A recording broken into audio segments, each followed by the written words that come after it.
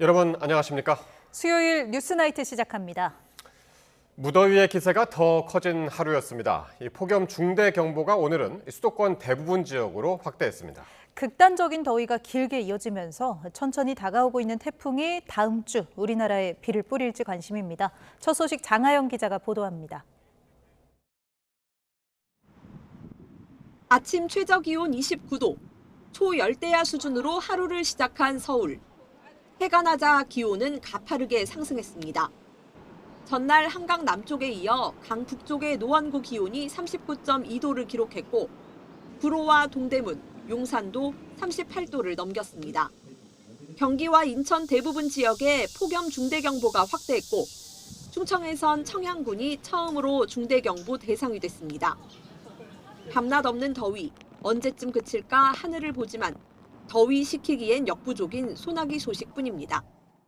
뜨겁게 달궈진 데다가 불을 보면 수증기만 올라오겠죠. 네. 그러니까 어떻게 보면 소나기가 짧게 내리면 더 수증기를 공급하는 역할밖에 못하기 때문에 천천히 서진하고 있는 태풍 돌핀이 우리나라에 비를 뿌려줄 수 있을지가 관심입니다. 우리나라 수치 예보 모델은 돌핀이 오는 9일쯤 중국 상하이 해안에 접근하고 11일부터는 태풍의 오른쪽 반경에 우리나라 일부 지역이 속할 걸로 예측하고 있습니다. 이후 세력이 약화해 변질된 비구름이 우리나라를 관통한다는 전망입니다. 예측은 유동적이지만 이대로라면 지난 7월 중순 죽은 태풍 바비가 비바람을 몰고 왔던 상황이 반복될 수 있습니다.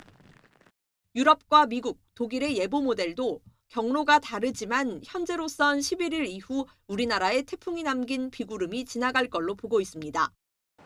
다만 이 비가 온다고 해도 긴 폭염과 가뭄을 해결할 수 있을 정도인지는 미지수입니다. 기상청은 오는 주말쯤 돼야 더욱 정확한 태풍 경로를 알 수 있겠다고 설명했습니다. YTN 장하영입니다. 기록적인 더위가 서울 전역을 강타하면서 열 화상 카메라로 본 도심은 새빨갛게 물든 모습이었습니다. 서울 곳곳을 돌아본 기자의 머리 온도도 50도 가까이 올랐는데요. 송수연 기자가 서울 도심의 폭염 상황을 직접 전해드립니다. 극한 폭염이 이어지며 서울은 온통 뜨거운 열기로 뒤덮였습니다. 지금부터 열화상 카메라에 도심 곳곳을 담아보겠습니다. 남산에서 내려다본 서울은 그야말로 거대한 불감합니다. 폭염 중대경보가 내려진 서울의 낮 최고 기온은 39.2도까지 치솟았습니다. 걷기도 힘들 만큼 푹푹 찌는 더위. 수십 년간 자리를 지켜온 남대문 상인에게도 이런 여름은 처음입니다. 올해 너무 날씨가 더워서 시장에 손님도 없고 내가 지금 한 50년을 장사하는 사람인데 처음이에요. 차량이 많이 다니는 광화문 광장의 도로도 열화상 카메라에 빨갛게 나타났는데 눈에도 뜨거운 열기에 아지랑이가 피어오르는 모습이 보일 정도입니다. 하루 중 가장 뜨거운 시간대인 오후 2시입니다. 광화문 한복판 도로 표면은 60도를 훌쩍 넘깁니다. 잠시 무더위를 달래려 찾은 청계천. 열화상 카메라 속 시원한 그늘과 물줄기는 파란색으로 주변 빌딩 숲의 빨간색과 확실한 대조를 이뤘습니다. 그렇다면 광화문 광장부터 청계천까지 40분 정도 야외에 머문 기자의 체온은 얼마나 올랐을까? 양산을 쓰지 않고 뙤약볕에 있어봤습니다. 제 두피 온도를 직접 재보겠습니다. 열화상 카메라로 측정한 머리 온도는 무려 46도였습니다. 이런 서울 날씨에 이른바 데프리카로 불린 대구에서 온 시민들도 깜짝 놀랍니다. 너무 더우니까 야외 활동하기가 좀 너무 힘들고 더울 때 그래도 부채질까지 하면은 좀 더 시원한 것 같아가지고 그래가 또 부채도 좀 들고 나왔어요. 갈수록 뜨거워지는 도심, 외부 활동을 할 땐 양산과 모자를 챙겨 온열 질환을 예방해야겠습니다. YTN 송수연입니다. 전국적으로 불볕더위가 연일 이어지면서 어제 하루 200명 가까운 환자가 온열 질환으로 응급실을 찾았습니다. 누적 환자 수는 어느덧 2,400명을 훌쩍 넘겼고 같은 기간 사망자 숫자는 지난해보다 많아졌습니다. 보도에 염혜원 기자입니다. 온열 질환으로 병원에 온 환자가 나흘 연속 100명을 넘었습니다. 4일 기준 198명이 탈진과 열사병 등으로 쓰러졌고 이 가운데 1명이 숨졌습니다. 이보다 하루 전에 발생한 환자도 추가 집계되면서 202명에 달했습니다. 일일 통계 작성 뒤 추가로 파악되는 환자가 급격히 늘면서 누적 환자는 2,400여 명이 됐습니다. 누적 사망자도 21명으로 지난해 여름보다 많아졌습니다. 65세 이상 어르신 환자가 전체의 34%에 육박할 정도로 많습니다. 나이가 많아질수록 땀을 흘리거나 혈액순환을 통해 적정 체온을 유지하는 기능이 떨어지기 때문입니다. 더위를 쫓으려고 집에서는 물론 야외에서도 휴대용 선풍기를 많이 사용하는데 40도를 넘나드는 날씨엔 선풍기 바람이 오히려 체온을 더 올릴 수 있습니다. 적어도 서너 시간은 에어컨이 있는 환경에서 지내는 게 중요합니다. 정부는 전국에 6천여 곳 거점 경로당을 지정하고 쉬는 날 없이 아침 9시부터 밤 9시까지 운영하기로 했습니다. 목마른 느낌과 상관없이 물은 1시간에 한 컵 정도 규칙적으로 마셔야 합니다. 다만 온열 질환으로 쓰러져 의식이 없는 경우엔 물이나 음료를 억지로 먹여서는 안 됩니다. YTN 염혜원입니다. 연일 이어지는 무더위에 전통시장 상인들의 고충도 커지고 있습니다. 더위도 힘든데 손님들 발길도 줄면서 이중고를 겪고 있습니다. 배민혁 기자가 보도합니다. 빈대떡에 떡볶이, 김밥까지 입맛을 돋게 하는 음식이 시장 곳곳 가득하지만 손님은 현저하게 줄었습니다. 연일 이어지는 찜통더위에 시장을 찾는 발길도 뜸해진 겁니다. 그나마 시장을 찾은 관광객들 역시 손풍기로 간신히 더위를 식히는데 손님을 기다리는 상인들도 지쳐만 갑니다. 훨씬 즐거워요. 휴가철이고 날씨가 덥고 그래서 확실히 좀 덜 나와요.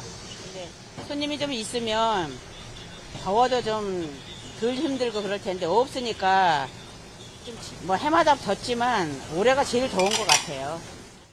노점 상인 대부분이 고령층인 만큼 극심한 폭염에는 장사하러 시장에 나오기도 쉽지 않습니다. 날씨가 너무 더울 때는 사람들이 이제 못 이기니까 조금씩 이렇게 쉬는 사람도 있고 그렇지 않으면은 이제 아침서부터 이제 한 며칠씩 쉬는 사람도 많아요. 에어컨이 나오는 실내 매장은 사정이 조금 낫지만 노점상은 한낮의 열기에 고스란히 노출되기 때문입니다. 현재 바깥 온도도 35도에 달하는데요. 시장 내부는 음식을 조리하는 열기까지 더해지며 온도가 40도까지 치솟았습니다. 종일 불 앞에 서서 음식을 하는 일은 그야말로 사투에 가깝습니다. 한 이제 2시 정도 되면은 여기서 쓰러질 것 같아요. 그냥 우리 하루에 한 5-6개를 먹어요. 2리터짜리를. 거기다 소금 계속 먹어가면서. 뭐 여기 이제 뭐 다 덥겠지만은 불이 있으니까 우리는 더 죽겠는 거야. 말도 못해. 시원한 음료수도 마셔보고 선풍기 바람을 쐬봐도 잠깐뿐입니다. 간단하게 냉수 마찰도 하고 아니면은 에어컨이 돼 있는 어떤 뭐 이런 매장에 잠깐 들어가서 땀 좀 식히고 나온다든가 뭐 이런 방법 외에는 뭐 특별한 방법은 없어요. 전례 없는 더위에 손님까지 줄어든 시장 상인들에게 올여름은 유난히 버겁습니다. YTN 배민혁입니다. 미국과 유럽은 살인적인 무더위에 초대형 산불까지 겹쳐 그야말로 지옥 같은 여름을 보내고 있는데요. 이 같은 재앙이 우리나라에서도 발생할 수 있다는 분석이 나왔습니다. 극한 더위와 심한 가뭄으로 이번 달 전국 산불 위험도가 역대 2번째까지 크게 치솟았습니다. 정혜윤 기자가 보도합니다. 40도를 넘나드는 폭염 속에 순식간에 살림을 삼켜버린 거대한 불길. 선진 방제 시스템을 갖춘 프랑스와 미국은 물론 지중해 대표 휴양지인 그리스까지 사상 최악의 산불 앞에 속수무책으로 무너졌습니다. 수십만 명이 피난길에 오르고 국가 비상사태가 선포되는 등 전 세계가 폭염, 가뭄, 산불까지 연쇄 재앙에 신음하고 있습니다. 이 치명적인 기후 비극이 한반도에서도 현실화될 위기에 놓였습니다. 극한 폭염의 경남 지방 누적 강수량은 평년의 20%대로 53년 내 역대 최저치를 기록했습니다. 대기와 지표면은 물론 전국의 산림까지 바싹 말라 작은 불씨만 생겨도 크게 번질 수 있는 화약고로 변한 겁니다. 국립산림과학원이 기상 빅데이터와 위성 수치 예보로 분석한 올해 8월 산불 위험도는 강원 일부를 제외한 전국이 위험 수준입니다. 과거 39년 분석 자료 중 상위 5.1%로 역대 2위를 기록했습니다. 8월 대비 산불 위험도가 전국적으로 매우 높은 단계로 예측되며 이 수치는 과거 39년 8월 분석 자료 중 상위 두 번째에 해당됩니다. 더 큰 문제는 가뭄과 산불 뒤에 기습 폭우가 찾아온다면 대규모 산사태로 이어질 수 있다는 점입니다. 연쇄재난이 언제든 일어날 수 있는 상황입니다. 기후재난이 일상화한 가운데 피서철, 시민들의 철저한 불씨 관리가 어느 때보다 중요한 시점입니다. YTN 정혜윤입니다. 현직 검사와 수사관들을 대상으로 한 임용 설명회를 시작으로 중대범죄수사청의 채용 절차가 본격화했습니다. 하지만 검찰 내부 반응이 미온적인 상황이라 정상 출범에 대한 우려가 나옵니다. 우정훈 기자의 보도입니다. 중대범죄수사청 준비단이 전국 검찰청을 도는 임용 설명회를 시작했습니다. 첫 순서는 부산과 광주, 창원이었는데 조만간 검찰청이 사라지는 민감한 상황을 고려해 설명회는 전면 비공개로 치러졌습니다. 현장에서는 직제와 보수체계, 거주 이전비 지원이나 10년 이상 근무 시 법무사 시험 일부 과목 면제 등 복지 혜택이 설명된 거로 파악됐습니다. 이외에도 중수청 개청에 맞춰 무시험 임용과 봉급, 정년 유지 같은 특례 조항이 한시 적용되는데 검찰의 반응은 미온적입니다. 설명회 참석을 신청한 수도권 검찰 수사관은 자료를 받아보니 원론적 내용뿐이라 가지 않아도 될 것 같다고 평가했습니다. 10년차 미만 검사들은 검찰에서 누리던 유학 기회 등 일종의 복지 혜택에 민감한데 이에 대한 구체적 내용이 없어 임용을 꺼릴 거란 의견도 나옵니다. 기존 검사와 검찰 수사관 역할 차이가 불분명한 점도 지원을 망설이는 요인으로 꼽힙니다. 실제 부산의 경우 참석률은 10%에도 미치지 못했고 이마저도 검사는 거의 없었던 거로 전해졌습니다. 인력 충원이 급선무인 중수청은 일단은 검찰 움직임을 지켜본다는 입장입니다. 중수청 준비단 관계자는 직제가 합리적으로 만들어져 이전과 다른 관심을 기대하면서도 실제 지원 규모는 가늠할 수 없다고 밝혔습니다. 중수청으로 갈 검사의 구체적 역할은 물론 변호사 등 외부 인력 채용 규모 역시 검찰 측 지원 결과를 살펴본 뒤에야 윤곽이 잡힐 전망입니다. 중수청 임용 희망 신청서 접수는 오는 20일까지. 개청 시한이 임박했지만 인력 구성에 대한 세부 논의가 지원서 접수 이후로 미뤄지는 상황이라 정상 출범이 가능할지 우려가 나오고 있습니다. YTN 우정훈입니다. 이재명 대통령은 검사의 보완 수사권을 둘러싼 논란은 일단락됐다며 검사의 수사권을 전면 폐지한 형사소송법 개정안에 힘을 실었습니다. 법안에 우려를 표하며 물러나겠다는 뜻을 밝혔던 정성호 법무부 장관의 사의는 만류했습니다. 홍민기 기자입니다. 보완 수사 등 검사의 직접 수사 폐지를 골자로 한 형사소송법 개정안이 국무회의를 통과한 다음 날 이재명 대통령은 행정안전부와 법무부 등의 업무보고에서 관련 논란이 일단락됐다며 수사기소 분리 원칙을 재확인했습니다. 보완 수사를 하냐 마냐 논란이 많았는데 어쨌든 이건 이제 일단락이 된 거고. 다만 검사의 보완 수사 요구만으로 경찰의 수사 독점에 따른 불안을 해소할 수 있을지를 따져 물었습니다. 이제는 뭐 내부 문제로 걸리지만 않으면 피해자만 어떻게 적당히 입을 막으면 사건을 암장하는 게 매우 쉬워진 측면이 있죠. 경찰이 종결한 사건 기록도 공소청 검사에게 넘기게 돼 있다는 답변에 꼼꼼한 기록 검토와 확인을 주문했습니다. 싹 한번 뒤져보면 되는 거 아니에요? 그것도 국민에 대한 서비스잖아요. 피해자 보호를 위한. 근데 송치된 사건 처리만도 지금 뭐 굉장히 지연되고 이제 수사 안 하면 수사할 사람들은 그거 하면 되지 뭐. 보완 수사를 포함해 검사의 직접 수사를 폐지한 데 따른 대책을 점검한 이 대통령은 시행을 앞둔 형사소송법 개정안을 이렇게 평가했습니다. 그럼 지금 현재 상태로 뭐 엄청나게 심각한 문제가 생겼다고 보기는 좀 그런데? 앞서 전날 열린 국무회의에선 잘 버티시라며 정성호 법무부 장관의 사의를 사실상 반려했습니다. 인사권자로서 형소법 개정안이 여당 주도로 국회를 통과하는 과정에서 사의를 밝힌 정 장관에게 직을 유지해달라는 뜻을 전달한 겁니다. 오는 10월 공소청 출범 등 형사사법제도에 큰 변화를 앞둔 만큼 제도 안착을 위해 책임을 다해달라는 이 대통령의 의중이 담긴 거란 해석입니다. YTN 홍민기입니다. 5.18 민주화운동 기념일에 이른바 탱크데이 행사를 진행해 논란을 빚은 스타벅스에 대해 경찰이 강제 수사에 나섰습니다. 검찰의 영장 반려로 한 차례 불발된 뒤 논란 2달여 만에 이뤄진 첫 압수수색인데 자료가 온전히 남아있을지가 변수로 꼽힙니다. 표정우 기자입니다.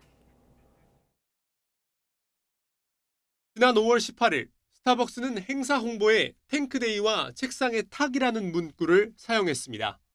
비판이 거세자 신세계그룹은 사과하면서도 자체 감사에선 직원들의 고의성을 입증할 자료를 찾지 못했다고 밝혔습니다. 5.18 민주화운동 유가족 여러분, 박종철 열사 유가족 여러분, 광주 시민 여러분, 그리고 국민 여러분들께 신세계그룹 회장으로서 진심으로 머리 숙여 사죄드리며 여러분들의 용서를 구합니다.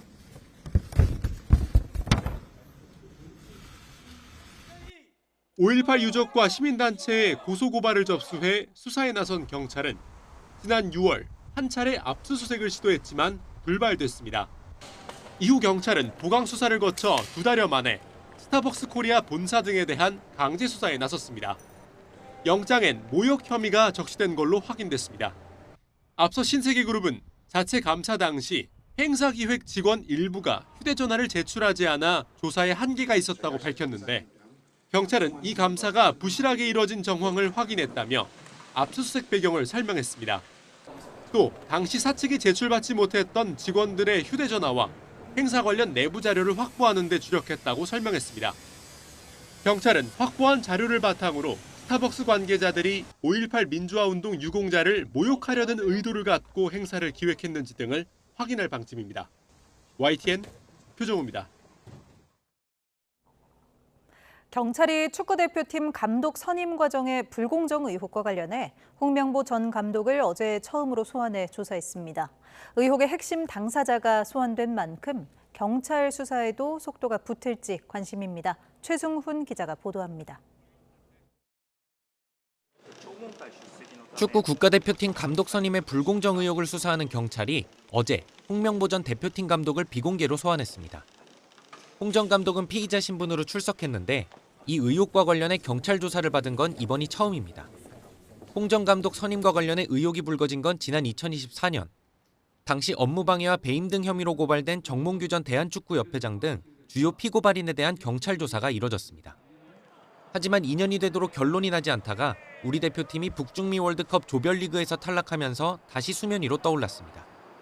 경찰은 사안의 중대성을 고려해 서울 종로경찰서에서 서울경찰청 광역수사단 금융범죄수사대로 사건을 넘겼고 시민단체는 홍 전 감독까지 업무방해와 업무상 배임 등 혐의로 경찰에 고발했습니다.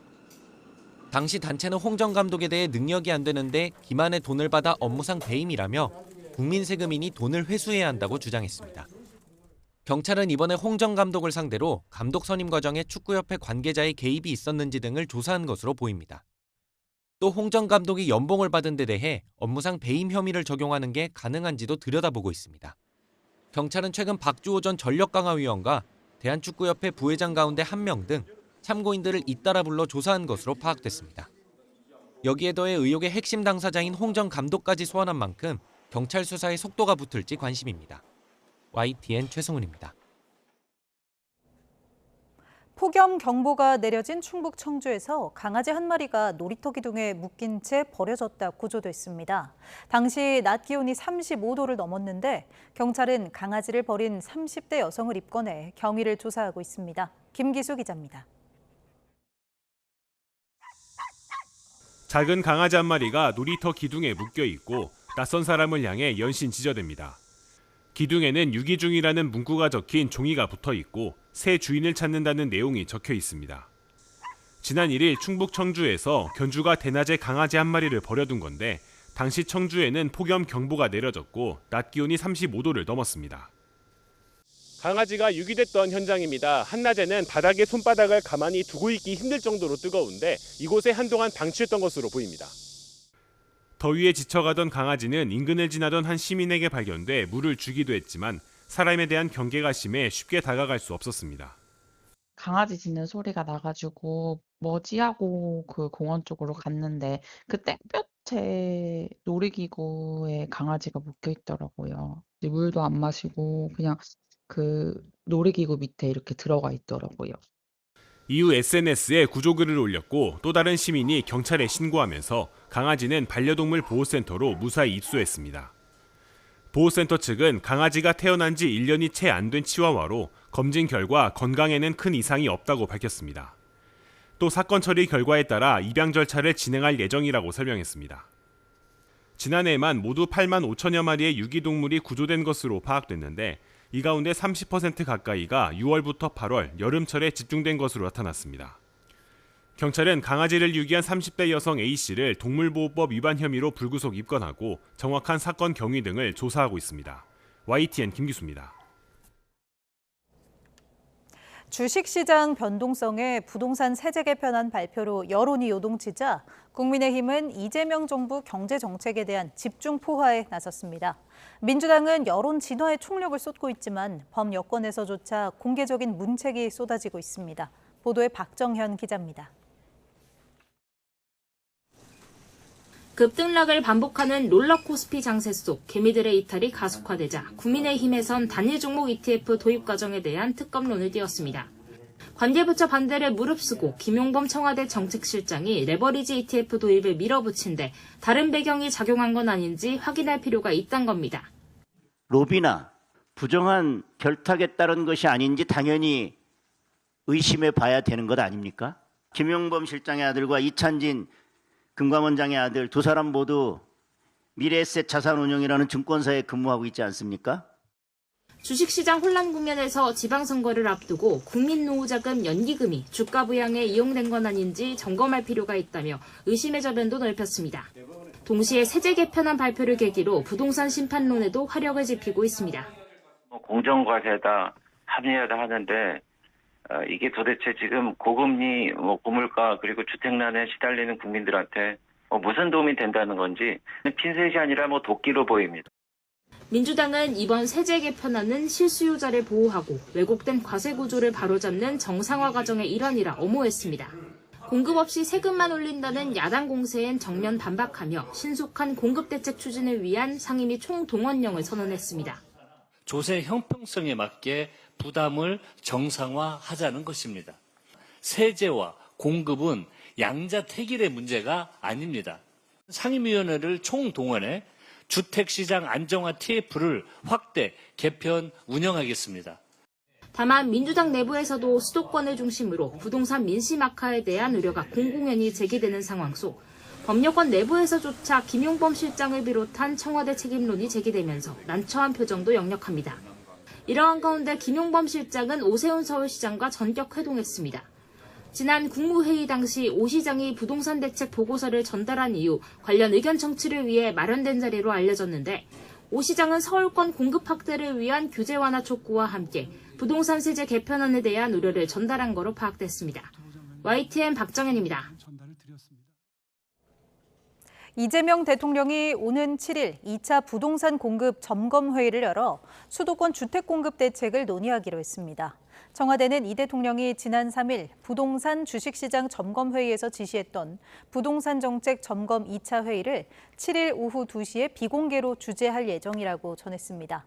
이번 회의에선 구체적인 주택 공급 방안은 물론 오세훈 서울시장과 김용범 정책실장의 오늘 오찬 회동에서 논의된 관련 내용도 다뤄질 걸로 예상됩니다. 홈플러스가 서울 회생법원의 허가를 받아 오늘 2천억 원 규모의 긴급 운영자금 DIP 대출을 확보하고 영업 정상화 작업에 본격 착수합니다.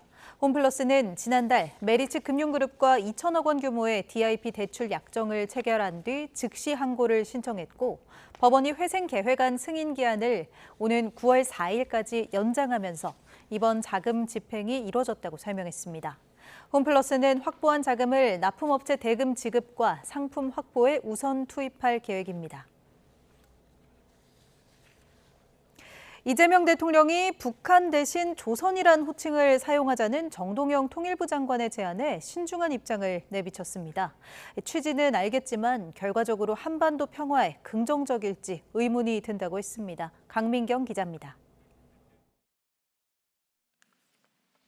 정동영 통일부 장관은 하반기 부처 업무 보고에서 상대가 원하는 호칭을 불러주는 게 상호 존중과 신뢰 형성의 출발점이라고 강조했습니다.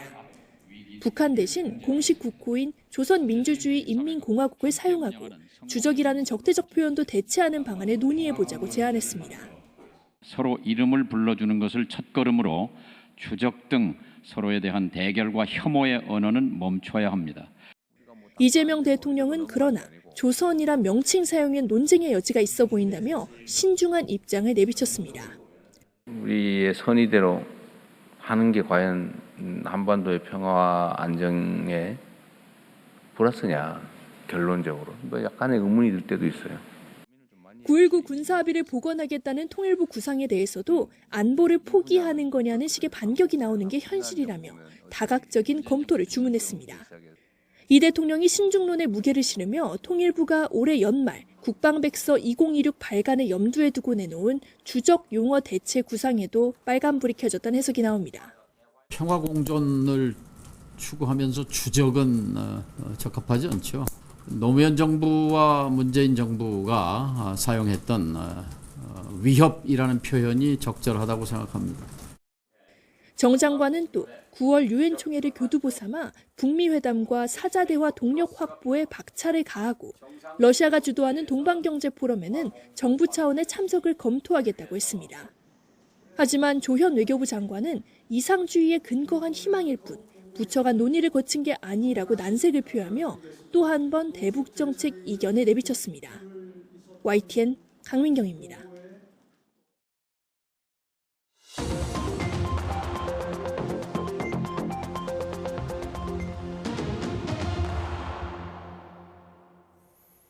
정치권 관심 뉴스 짚어보는 포커스 나이트 시간입니다. 오늘은 김준일 정치평론가, 김경률 전 국민의힘 비상대책위원과 함께하겠습니다. 어서 오십시오. 네, 안녕하십니까. 안녕하십니까. 네, 민주당 당대표 선거가 초박빙 구도로 흘러가는 가운데 송영길, 정청래, 김민석 세 후보가 오늘 2차 TV 토론에서 치열하게 맞붙었습니다. 주요 발언 먼저 듣고 오겠습니다.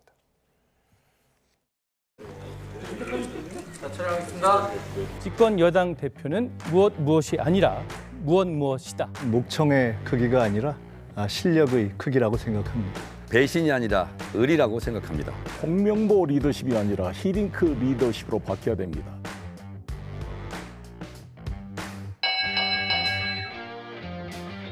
신천지 의혹 제기는 당을 정말 존립 자체를 위험하게 만드는 해당 행위라고 저는 생각을 합니다. 이게 그렇게 죽을 죄입니까? 그렇게 신천지의 경선 계획이 보호받아야 할 일입니까? 말도 안 되는 비논리고 궤변이죠. 그 정청래 후보님이 굳이 연임을 해야 될 이유가 뭘까? 아니 출마는 다 자유고 당연히 출마하셨으니까. 자유고 당연히 송영길 너는 왜 나왔냐 물어봐서 나는 싫었잖아. 아무 싫어 그랬잖아. 싫어하고. 중임은 그렇죠. 되고 연임은 안 된다. 검찰개혁 해내지 않았습니까? 아마 송영길 후보가 했으면 검찰개혁 못했을 것 같아요. 의지가 부족해서. 저는 그런. 더 이상 검찰개혁을 좀 무려먹지 않았으면 좋겠습니다. 아니 왜 대통령의 검찰개혁 의지를 자꾸 없다고 하고 당정청 승리 조율을 해서 승리로 규정한 적이 없지 않습니까? 둘러먹을 걸 둘러먹어야지 어떻게 그렇게 얘기하십니까? 한 번 배신하면 또 배신할 수 있죠. 한 번 탈당하면 또 탈당할 수 있죠. 이재명 대통령을 공격하는 것으로 인터뷰를 했습니다. 또 병이 도졌나? 김민석이 정몽준한테 간 게 배신 아니었습니까? 아직 지금 배신 아니었어요.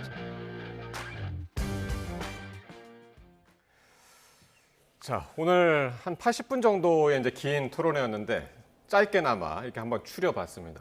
어떻게 보셨어요? 지난 1차 때하고는 조금 분위기가 좀 다른 것 같기도 하고. 한 줄로 요약하면 더 독해졌다. 뭐 이런 느낌이 들고요. 지난번 이제 MBC에서 했었던 1차 토론은 약간 탐색전 느낌이 강했어요. 그때는 이제 그 1차 순회 경선 그 충청과 이제 부울경이 아직 발표가 안 됐을 때였잖아요. 그렇죠. 그러니까 이게 누가 지금 막 치고 나가고 있는지 이런 것들이 잘 드러나지 않았었고, 물론 이제 정청래 후보가 좀 이제 상승세가 있기는 했습니다만, 그때 제가 이번에 눈여겨본 거는 그때 신천지가 안 나왔었거든요. 1차 때. 그러면은 이제 오늘은 나올 것이냐 안 나올 것이냐. 근데 나왔잖아요. 신천지가 어떤 리트머스 시험지입니까? 그러니까 그때는 이제 이게 당에 별로 도움이 안 된다 그래서 서로 좀 신사합의를 했다라고 제가 들었어요. 그러니까 신천지 얘기 그만하자. 근데 이제 이게 나왔다라는 거는 그리고 정청래 후보가 이제 주도적으로 신천지 얘기를 꺼냈잖아요. 급해진 거죠. 그러니까 1차가 1승 1패로 이제 좀 나눠 가졌고 정청래 후보가 0.99% 포인트로 종합 스코어에서 앞서고 있지만은 뒤로 갈수록 지금 쉽지 않다. 오히려 약간 뭐라고 해야 될까요? 좀 조급해졌다. 그래서 좀 공세를 좀 고삐를 더 바짝 쟀다. 저는 이런 느낌을 받았어요. 확실히 쭉 보면은 정말 목소리 톤도 좀 높아지고 좀 날카로운 용어들도 이제 많이 쓴 것 같기도 하고 그렇네요. 어떻게 보셨어요? 저는 이제 오늘 뭐 지면을 통해서는 계속 좀 팔로우를 하고 이제 실제 목소리들은 못 들어봤는데 오늘 이렇게 목소리를 들어보면 적어도 이게 선거 결과에는 어떤 영향을 미칠지 모르겠지만은 오늘 토론 놓고 보면 조금 정청래 후보의 판정승 아닐까. 보면은 신천지라든가 그리고 검찰개혁 이와 같은 주제들에 대해서 보이는 모습만큼은 조금 신천지에 대해서도 김민석 후보가 말하고 이건 약간은 맥락을 벗어난 본인이 제기하고서 본인이 조금은 뭐 자가당착적인 성격의 답변을 했고 또 하나 언급하고 싶은 것은 지금 국민들의 여러 가지 관심사들 첨예한 사안들에 대해서 특히 이제 검찰개혁 보안수사권 유지와 관련해서 본다라면 국민들의 일반적인 시각과는 전혀 반대의 결과를 가지고서 반대의 태도를 가지고서 내가 이걸 했다 안 했다 논쟁을 보면서 야 정말 저는 지금 민주당 당대표 선거가 국민들의 어떤 관심 그리고 어떤 민심의 향배와는 동떨어지지 않았나 하는 그런 추측을 해봅니다. 자, 8월 17일 진짜 이제 얼마 안 남았는데 이게 중간 여론조사 결과가 한번 나왔거든요. 차기 당대표 적합도 조사가 있었는데 KSOI 한국사회 여론조사위원회에서 이제 조사를 한 건데 자, 전체적인 여론조사를 보면은요. 김민석 후보랑 정청래 후보가 거의 뭐 비슷하게 나왔습니다. 28.1대 27.6, 0.5%포인트 차이가 났는데 그 다음 장도 있죠. 민주당 지지층만으로 봤을 때 51.1대 31.4 상당히 이제 차이가 벌어졌습니다. 거의 뭐 20%포인트 가까이 벌어졌고 광주, 전라 이 호남 민심만 봤을 때는 42.6대 22 20%포인트가 넘는 결과가 나왔거든요. 이 결과들은 어떻게 보셨습니까? 이 KSOI 여론조사 같은 경우에는 지금 이제 여러 차례 지금 조사를 했거든요. 그 전에 거하고 한번 비교를 해보면 좀 더 좋을 것 같아요.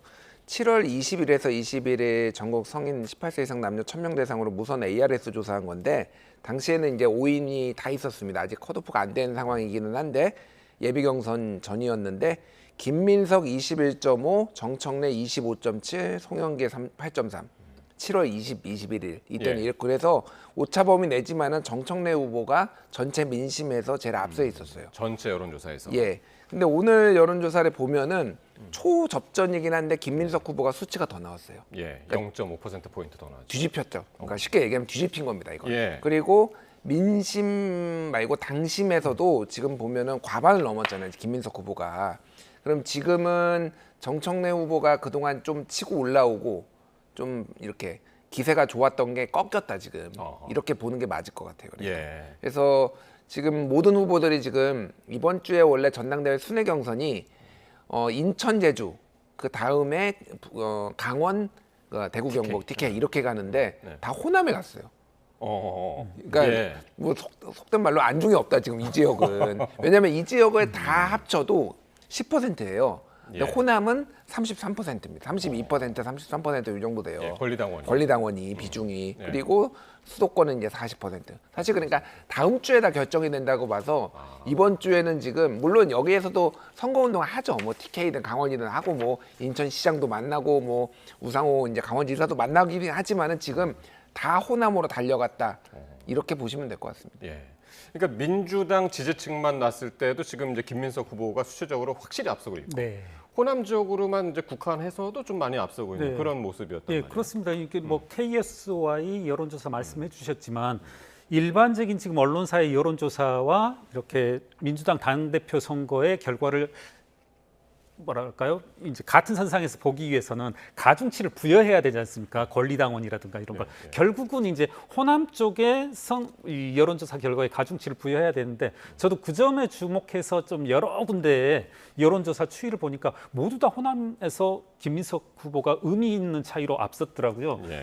특히 KSY는 앞서도 나왔습니다만은 호남에서 이제 42대 22, 그러니까 전주 2주 전을 비교해 보면 그때 당시에는 이제 정청래 후보가 오히려 34대 23으로 해서 11%를 앞섰는데 이 이제 추세도 바뀌었을 뿐더러 타 언론사의 타 여론조사 기관의 어떤 추이를 보더라도 호남에서 압도적으로 김민석 후보가 이제 앞서는 상황을 이제 대입해서 본다라면 적어도 지금까지의 여론 추이로 본다라면 김민석 후보가 안정적으로 조금 당선권에 근접하지 않았나 이런 추측을 해봅니다. 예. 2주도 이제 채 남지 않은 이런 상황인데 이런 여론조사가 이제 나왔고, 자 그런데 지금 어쨌든 일부 친명계 중심으로 이제 추가 투표 문제가 이제 새롭게 제기가 됐더라고요. 이게 이제 순회 경선 정견 발표 후에 아직 투표하지 못한 당원들한테 추가로 투표 기회를 부여해야 한다 이런 주장이 나왔는데 이건 무슨 얘기입니까? 이게 맥락을 좀 설명을 드리면은 과거에는 이제 대의원들한테 좀 더 가중치가 있었잖아요. 그게 뭐 60대 1이었다가 뭐 17대 1이었다가 이번에는 이제 1대 1이 된 거잖아요. 예전에는 어떻게 했냐면은 순회 경선을 하면 그 지역에서 정견 발표를 하고 그 다음에 대의원들이 와가지고 그 정견을 들은 다음에 투표를 했어요. 현장에서 현장 투표가 있었어요. 근데 이번에는 모든 당원들이 대의원이든 권리당원이든 다 온라인 투표를 한 거예요. 그럼 현장에서 와가지고 투표를 할 일이 없어졌잖아요. 그러니까 투표를 다 한 다음에 근데 와서 앉아가지고 정견을 보는 거예요. 이렇게 연설하는 걸 보고. 그러니까 이게 문제 제기를 한 거예요. 저는 이건 문제가 있다라고 봅니다. 좀 사실은. 그러니까 사실 연설을 본 다음에 투표를 하는 게 맞는데 그래서 어쨌든 그때는 대의원 제도가 있었기 때문에 그렇긴 한데 이렇게 되니까 일부에서 이제 친명계 혹은 친석계 쪽에서 이거를 보고 이거는 이 지역에서 사람들이 봐야 되는데 충청 거를 보고 호남 사람들이 투표를 하게 생겼다. 예를 들면은 그러니까 이때 그러네요. 투표를 못한 사람들 충청권에 이 사람들한테 한 번 더 기회를 주자 이렇게 얘기를 한 거예요. 그럼 기회 주면 되잖아요.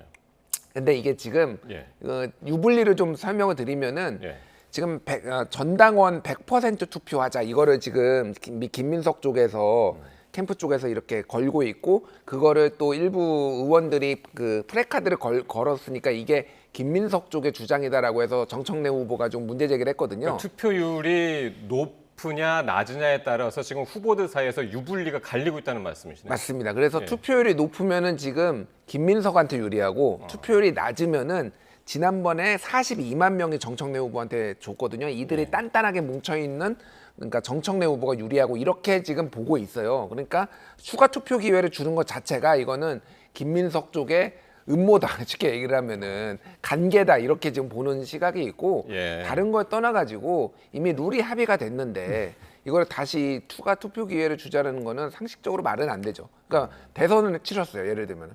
근데 투표 못한 사람이 너무 많으니까 다음날 좀 추가 투표를 해볼까? 이렇게 제안하는 거하고 마찬가지인데 어쨌든 이런 신경전이 지금 치열하게 벌어지고 있다. 그러니까요. 지금 보셨습니다만 이제 정청래 후보가 이건 투표 쿠데타다. 절대 할 수 없는 일이다. 받아들일 수 없다. 이렇게 하고 있어서 어떻게 보세요? 도입 가능성이 있다고 그러니까 보시나요? 저도 사실은 이게 처음 보면서 이게 무슨 말이지? 그러니까 이제 제가 그런 의아한 것은 이게 내가 모르는 우리가 상식적으로 받아들일 수 있는 것과는 다른 건가 하고 봤더니 그거잖아요. 그러니까 이미 김경률이라는 사람이 투표해야 될 시점이 지났는데 며칠 지나서 나도 투표하게 해다오. 그런 거잖아요. 그래서 저 처음에 이게 가능한가? 그리고 다행이라면 다행히 이제 민주당 선관위원회에서도 좀 뚜렷한 입장 나왔더라고요. 불가능하다. 이게 어떻게 가능하냐라는 건데. 선관위에서 이미 얘기를 했군요. 저는 적어도 이제 공식 입장인지 아닌지는 모르겠지만 언론 보도에 나오더라고요. 선관위의 입장은 불가능한 내용이다. 이미.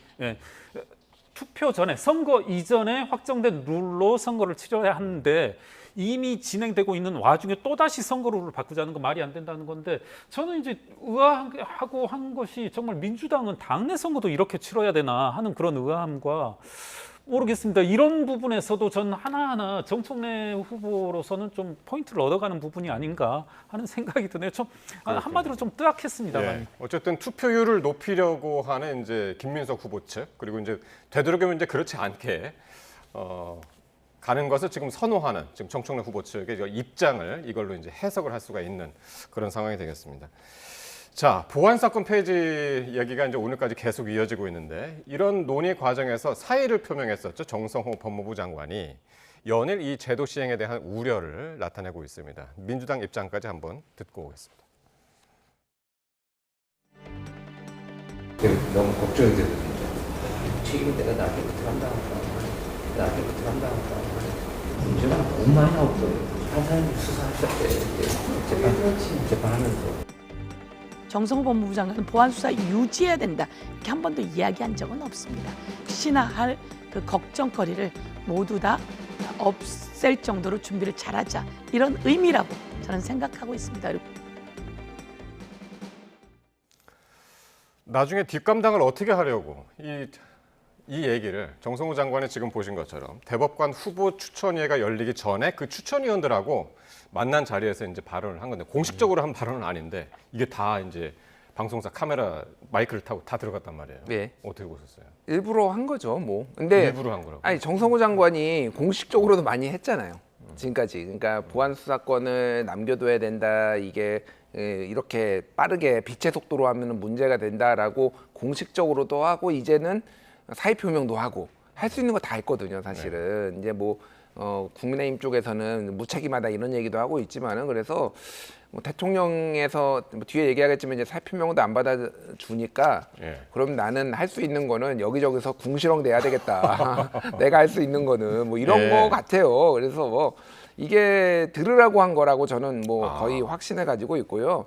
서영교 법사위원장의 발언은 사실관계하고는 좀 맞지 않는 것 같아요. 그러니까 정성호 법무부 장관이 보안 수사권을 유지해야 된다 이렇게 얘기한 적이 한 번도 없다. 글쎄요, 계속 얘기를 했죠. 그러니까 그 방식으로 얘기를 했는데 이제 법무부에서 그러면은 정 안 되면 정권 송치라도 해야 된다. 정권 송치가 경찰에서 1차 수사 종결권이 있고 불송치를 하는 경우가 많거든요. 그러니까 그러면은 그거를 가지고 속된 말로 장난질을 칠 수가 있다. 유착이 있어가지고 그러니까. 보안 수사권이 없으면 최소한 정권 송치를 해서 검찰이 한번 들여다볼 수는 있게 해야 된다. 이게 뒤늦게 나온 거예요. 그러니까 보안 수사권은. 근데 그거를 가지고 정권 송치를 얘기했지 보안 수사권을 얘기한 적은 없다. 이렇게 서영교 의원이 주장을 하시는 것 같은데 사실에 맞지는 않는 것 같다. 제가 보기에는. 그러니까 정성호 장관이 너무 걱정이 돼가지고 나중에 뒷감당 어떻게 하려고 또 이제 판사들도 이제 수사를 해야 되는 상황까지 왔다. 이 얘기를 지금 일부러 들리게 한 거라고 진짜 말씀하신 거예요. 그러니까 저도 그 부분은 전적으로 동의하는 게 뭐 5선 국회의원이시잖아요. 또 이제 법무부 장관이시기도 하지만 그 언론에 이렇게 카메라도 있는 상황에서 그걸 의식하지 못했을 거라는 건 이제 말이 안 되는 것 같고요. 따라서 이제 들으라고 한 말 같고 저는 조금 당황스러웠던 부분 중에 하나는 정성호 법무부 장관이 이제 판사가 수사하라.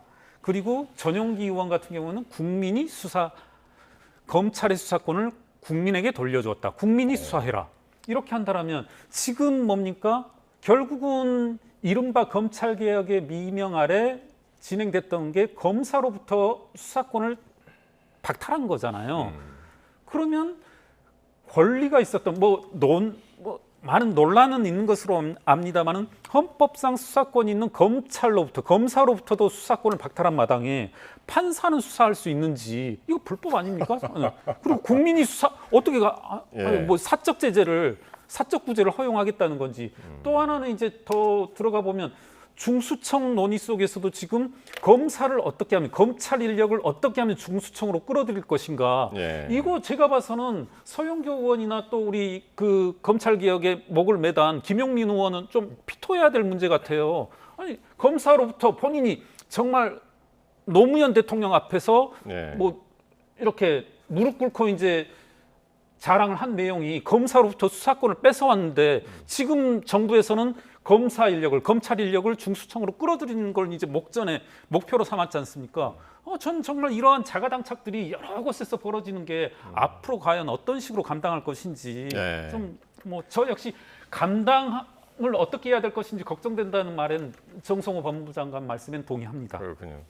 그러니까 판사들도 수사해라 뭐 이런 건 아니었던 것 같고. 그러니까 이게 맥락이 뭐냐면은 네. 예전에 좀 더 법률적 지식이 많고 이런 수사나 아니면은 이 공소장을 많이 만들어 본 검찰이 지금 이 직접 수사를 못 하게 되니 경찰이 가져온 걸로 이제 기소를 해가지고 할 경우에는 허점이 많아질 거다. 그래서 이제 예를 들면은 그런 건 넷플릭스 드라마에 이제 소년 심판이라는 게 있어요. 소년범들 심판하고 이제 김혜수 씨가 판사로 나오는 건데 거기서 이제 판사들이 직접 증거 채취도 하고 그래요. 그러니까 그게 불가능하지는 않는데 잘 지금도 하진 현장 검증 같은 건 하잖아요. 할 수 있어요. 그러니까 할 수 있어요. 그러니까 이게 구멍이 송송 뚫려 있으니 앞으로 판사들이 그런 일을 해야 될 일이 꽤 늘어날 거다라는 얘기를 지금 그런 취지로 한 건데 뭐 어찌 됐든 이게 이제 우려를 한 거죠. 그러니까 이게 옛날만큼 잘 이 형사사법 시스템이 잘 작동하지 않을 가능성이 있다라고 지금 뭐 경고 우려를 했다고 보시면 될 것 같습니다. 예. 자, 그리고 정성호 장관이 계속 이제 새 술은 새 부대에 담아야 된다 뭐 이런 얘기도 그동안 하면서 사의를 밝혔었는데 오늘 이 대통령이 정 장관한테 잘 버티세요라고 이제 했다는 거예요. 사실상 사의 반려한 거죠. 웃으면서 얘기했대요. 모르겠습니다. 궁서체로 진지하게 말씀하신 건지 아니면은 좀 농담으로 얘기한 건지. 근데 이재명 대통령 워낙 농담 좋아하시는 분이니까. 근데 저는 진지하게 얘기했다고 봐요. 웃으면서 얘기했지만은. 그런데 좀 매정하다. 임플란트 비용이라도 좀 대주면서 뭐 근데 이빨이 참 몽창 다 흔들리고 다 빠지고 지금 불면증에 잠도 못 잔다는데 박지원 의원도 쓰러지기 직전까지 대통령을 지켜야 된다 이렇게 말씀하시고 대통령도 잘 버티라고 하면은 정성호 장관이 참 답답하겠다 이 생각이 드는데요.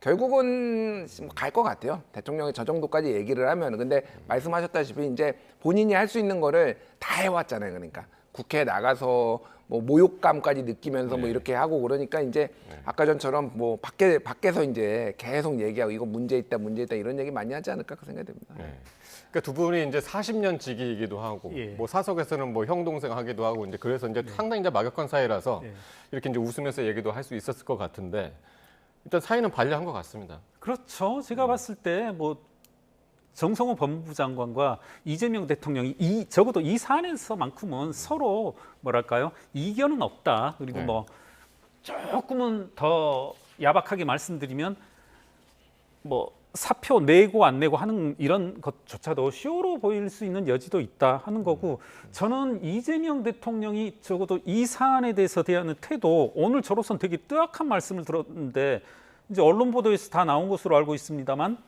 개정 형사소송법 읽지 않았다.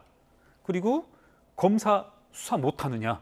수사를 할 수 있는 근거가 사라졌느냐. 이런 말씀을 했다고 하는데 전 정말 뜨악하더라고요. 그럼 이걸 모르는 상태에서 그간 소위 말하는 검찰개혁을 그리고 보안수사권 철폐를 주도하셨던 건지 좀 상당히 의문이고 앞으로 뭐 모르겠습니다. 뭐 제가 이런 말씀을 한다고 해서 영향은 없겠습니다만은 정말 앞날이 보인다. 뭐 이런 생각이 드네요. 예, 알겠습니다. 공소청, 중수청 이제 10월에 이제 출범을 하니까요. 그 사이에 이제 어떻게 당정이 계속해서 이제 고쳐 나가느냐 그 부분도 함께 지켜보겠습니다.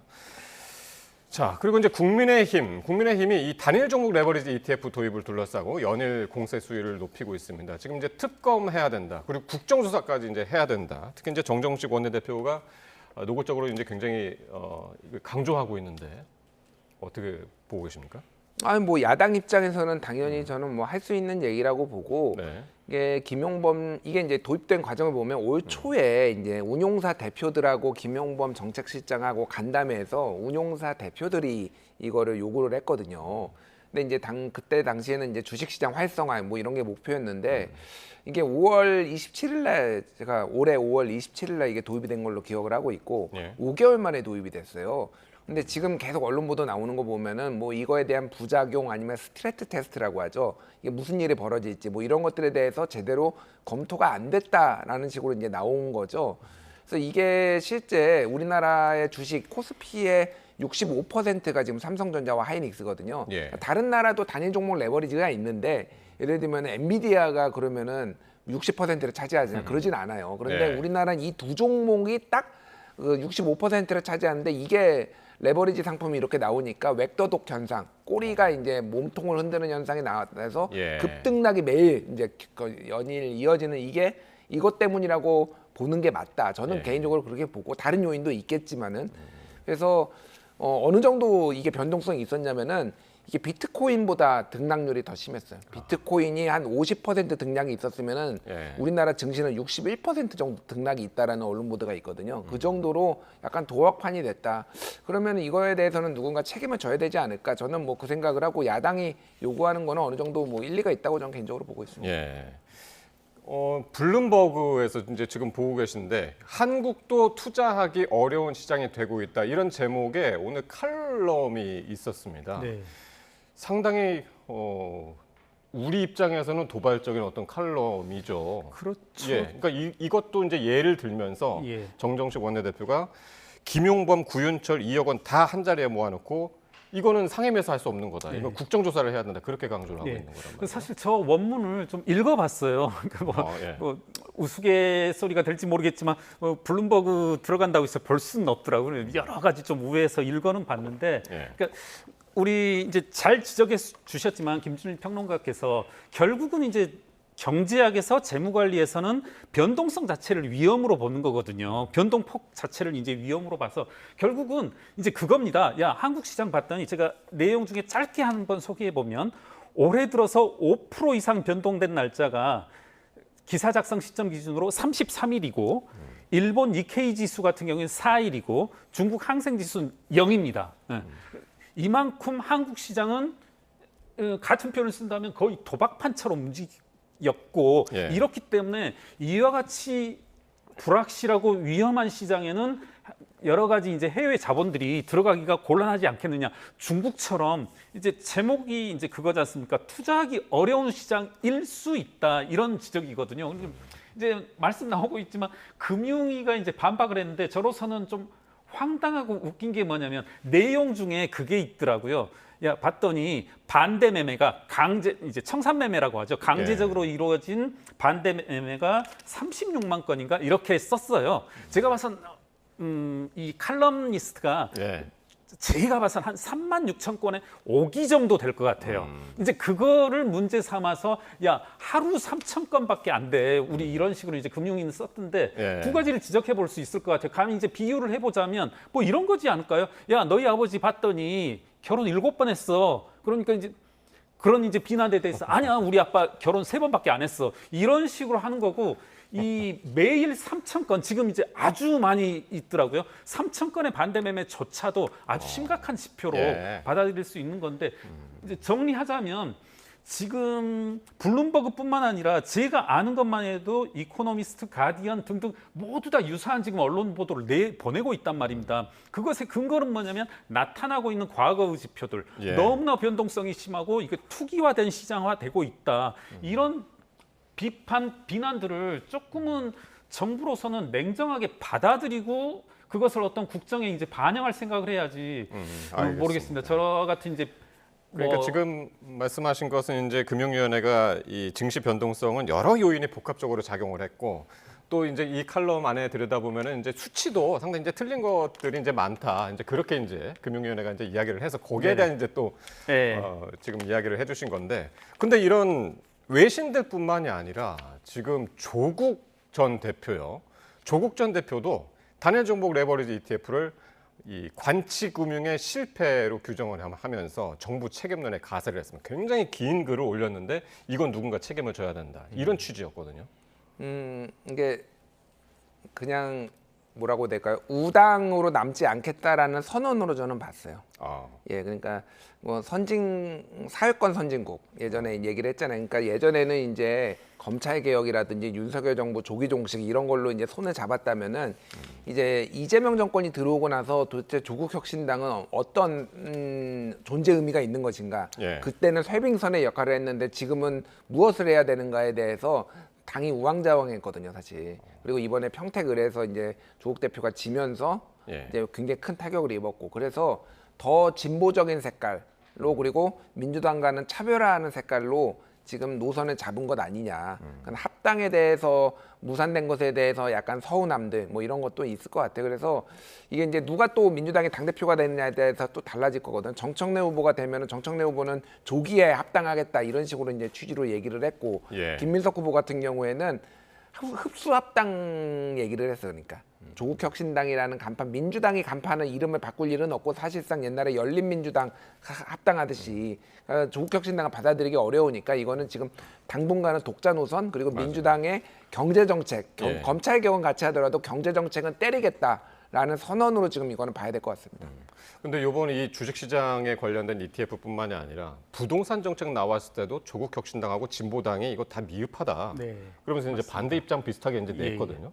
어떻게 보십니까? 뭐 그렇다라고 봐요. 그러니까 뭐 이제 제가 만약에 조국 전 장관의 저와 같은 발언들을 찬성하면 그 10년 만에 이제 조국 전 장관의 발언에 동의하는 셈이 되는 건데, 그러니까 뭐 저 말 중에 걸을 말은 없는 것 같습니다. 그러니까 짧게 다시 한번 블룸버그의 이제 그 보도 내용을 보노라면 정확히 그 지적이 나오거든요. 이제 관치금융이란 것을 연상시킬 만한 표현이 나오고 정확히 단일 종목 레버리지 ETF가 주요 원인이 됐다. 한국 시장, 한국 자본시장의 변동성, 급격한 변동성의 제일 원인은 이것이고 특히 두 번째로는 이제 국민연금의 자동매매 시스템이 이게 주가 변동성을 억제할 수 있는 당연한 기능들이 있는 건데 올라갈 때 자동매매 시스템에 의해서 연금 기관이 팔아줬어야 되는데 그걸 안 함으로 말미암아서 훨씬 더 위험해 변동폭을 상승시켰다라고 나오는데 저것은 이제 모두 다 뭐 조국 전 장관의 말씀도 맞고 부동산 정책이 있어서 진보당 뭐 조국 신당 뭐 이런 지적들은 맞다라고 봐야죠. 그러니까 범여권뿐만이 아니라 이제 야당 포함해서 이제 지금 야당들이 일제히 지금 여기에 대해서 이제 국정조사 이런 것들을 지금 주장하고 있어서 과연 국회에서 이 논의가 어떻게 될지 같이 지켜보겠습니다. 네, 지금까지 김준일 정치평론가, 김경률 전 국민의힘 비상대책위원과 함께했습니다. 고맙습니다. 네, 감사합니다.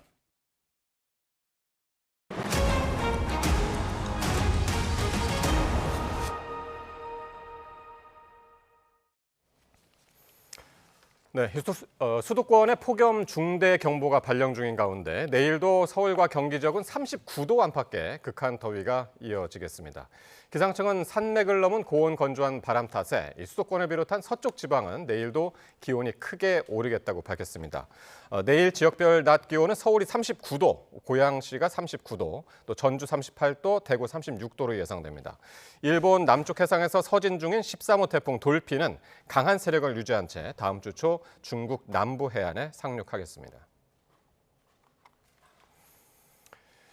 전국적으로 폭염이 이어지는 가운데 지난달부터 장맛비가 많이 내리지 않았던 영남 지역의 고충은 더 커지고 있습니다. 40도가 넘는 폭염에 열대야 또 극심한 가뭄까지 겹쳐 이례적이었던 7월 기후 분석이 나왔습니다. 김민경 기자가 보도합니다. 기상청장입니다. 기상청은 오늘 10시를 기해 경북 남부 2개 시, 경상과 포항에 폭염 중대경보를 발표했습니다. 폭염특보 시행 18년 만에 처음 도입된 폭염 중대경보. 장마철에 사상 첫 중대경보가 내려진 영남 지역은 비 대신 기록적인 폭염을 견뎌야 했습니다. 경남의 장마철 강수량은 68mm. 평년의 20% 수준에 그치며 기후 통계 작성 이후 가장 적었고 기상 가뭄도 20.7일로 전국에서 가장 길게 이어졌습니다. 대구와 구미, 밀양은 한 달의 절반 이상 폭염이 이어졌고 양산은 기상 관측사상 처음으로 40도를 넘어섰습니다. 부산도 38.8도를 기록하며 122년 관측 역사상 가장 뜨거운 7월을 보냈습니다. 극심한 더위는 밤에도 이어졌습니다. 전국 평균 최저기온은 역대 가장 높았고 평균 열대야 일수는 9.7일로 평년의 3.5배에 달해 역대 최다를 기록했습니다. 기상청은 정체전선이 중부에 머무는 동안 영남은 북태평양 고기압의 영향권에 들면서 폭염과 가뭄이 심해졌다고 분석했습니다. 중부지방은 정체전선이 머물면서 장맛비가 이어졌지만 영남지방은 북태평양 고기압 아래 맑은 날씨가 계속됐습니다.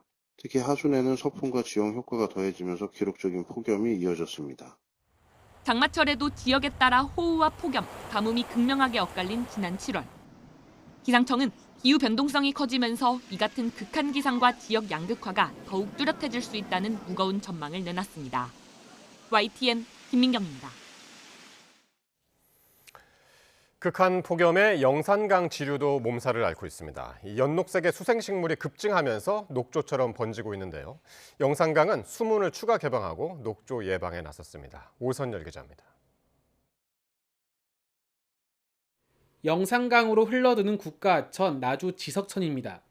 하천이 잔디밭처럼 온통 연녹색으로 변했습니다.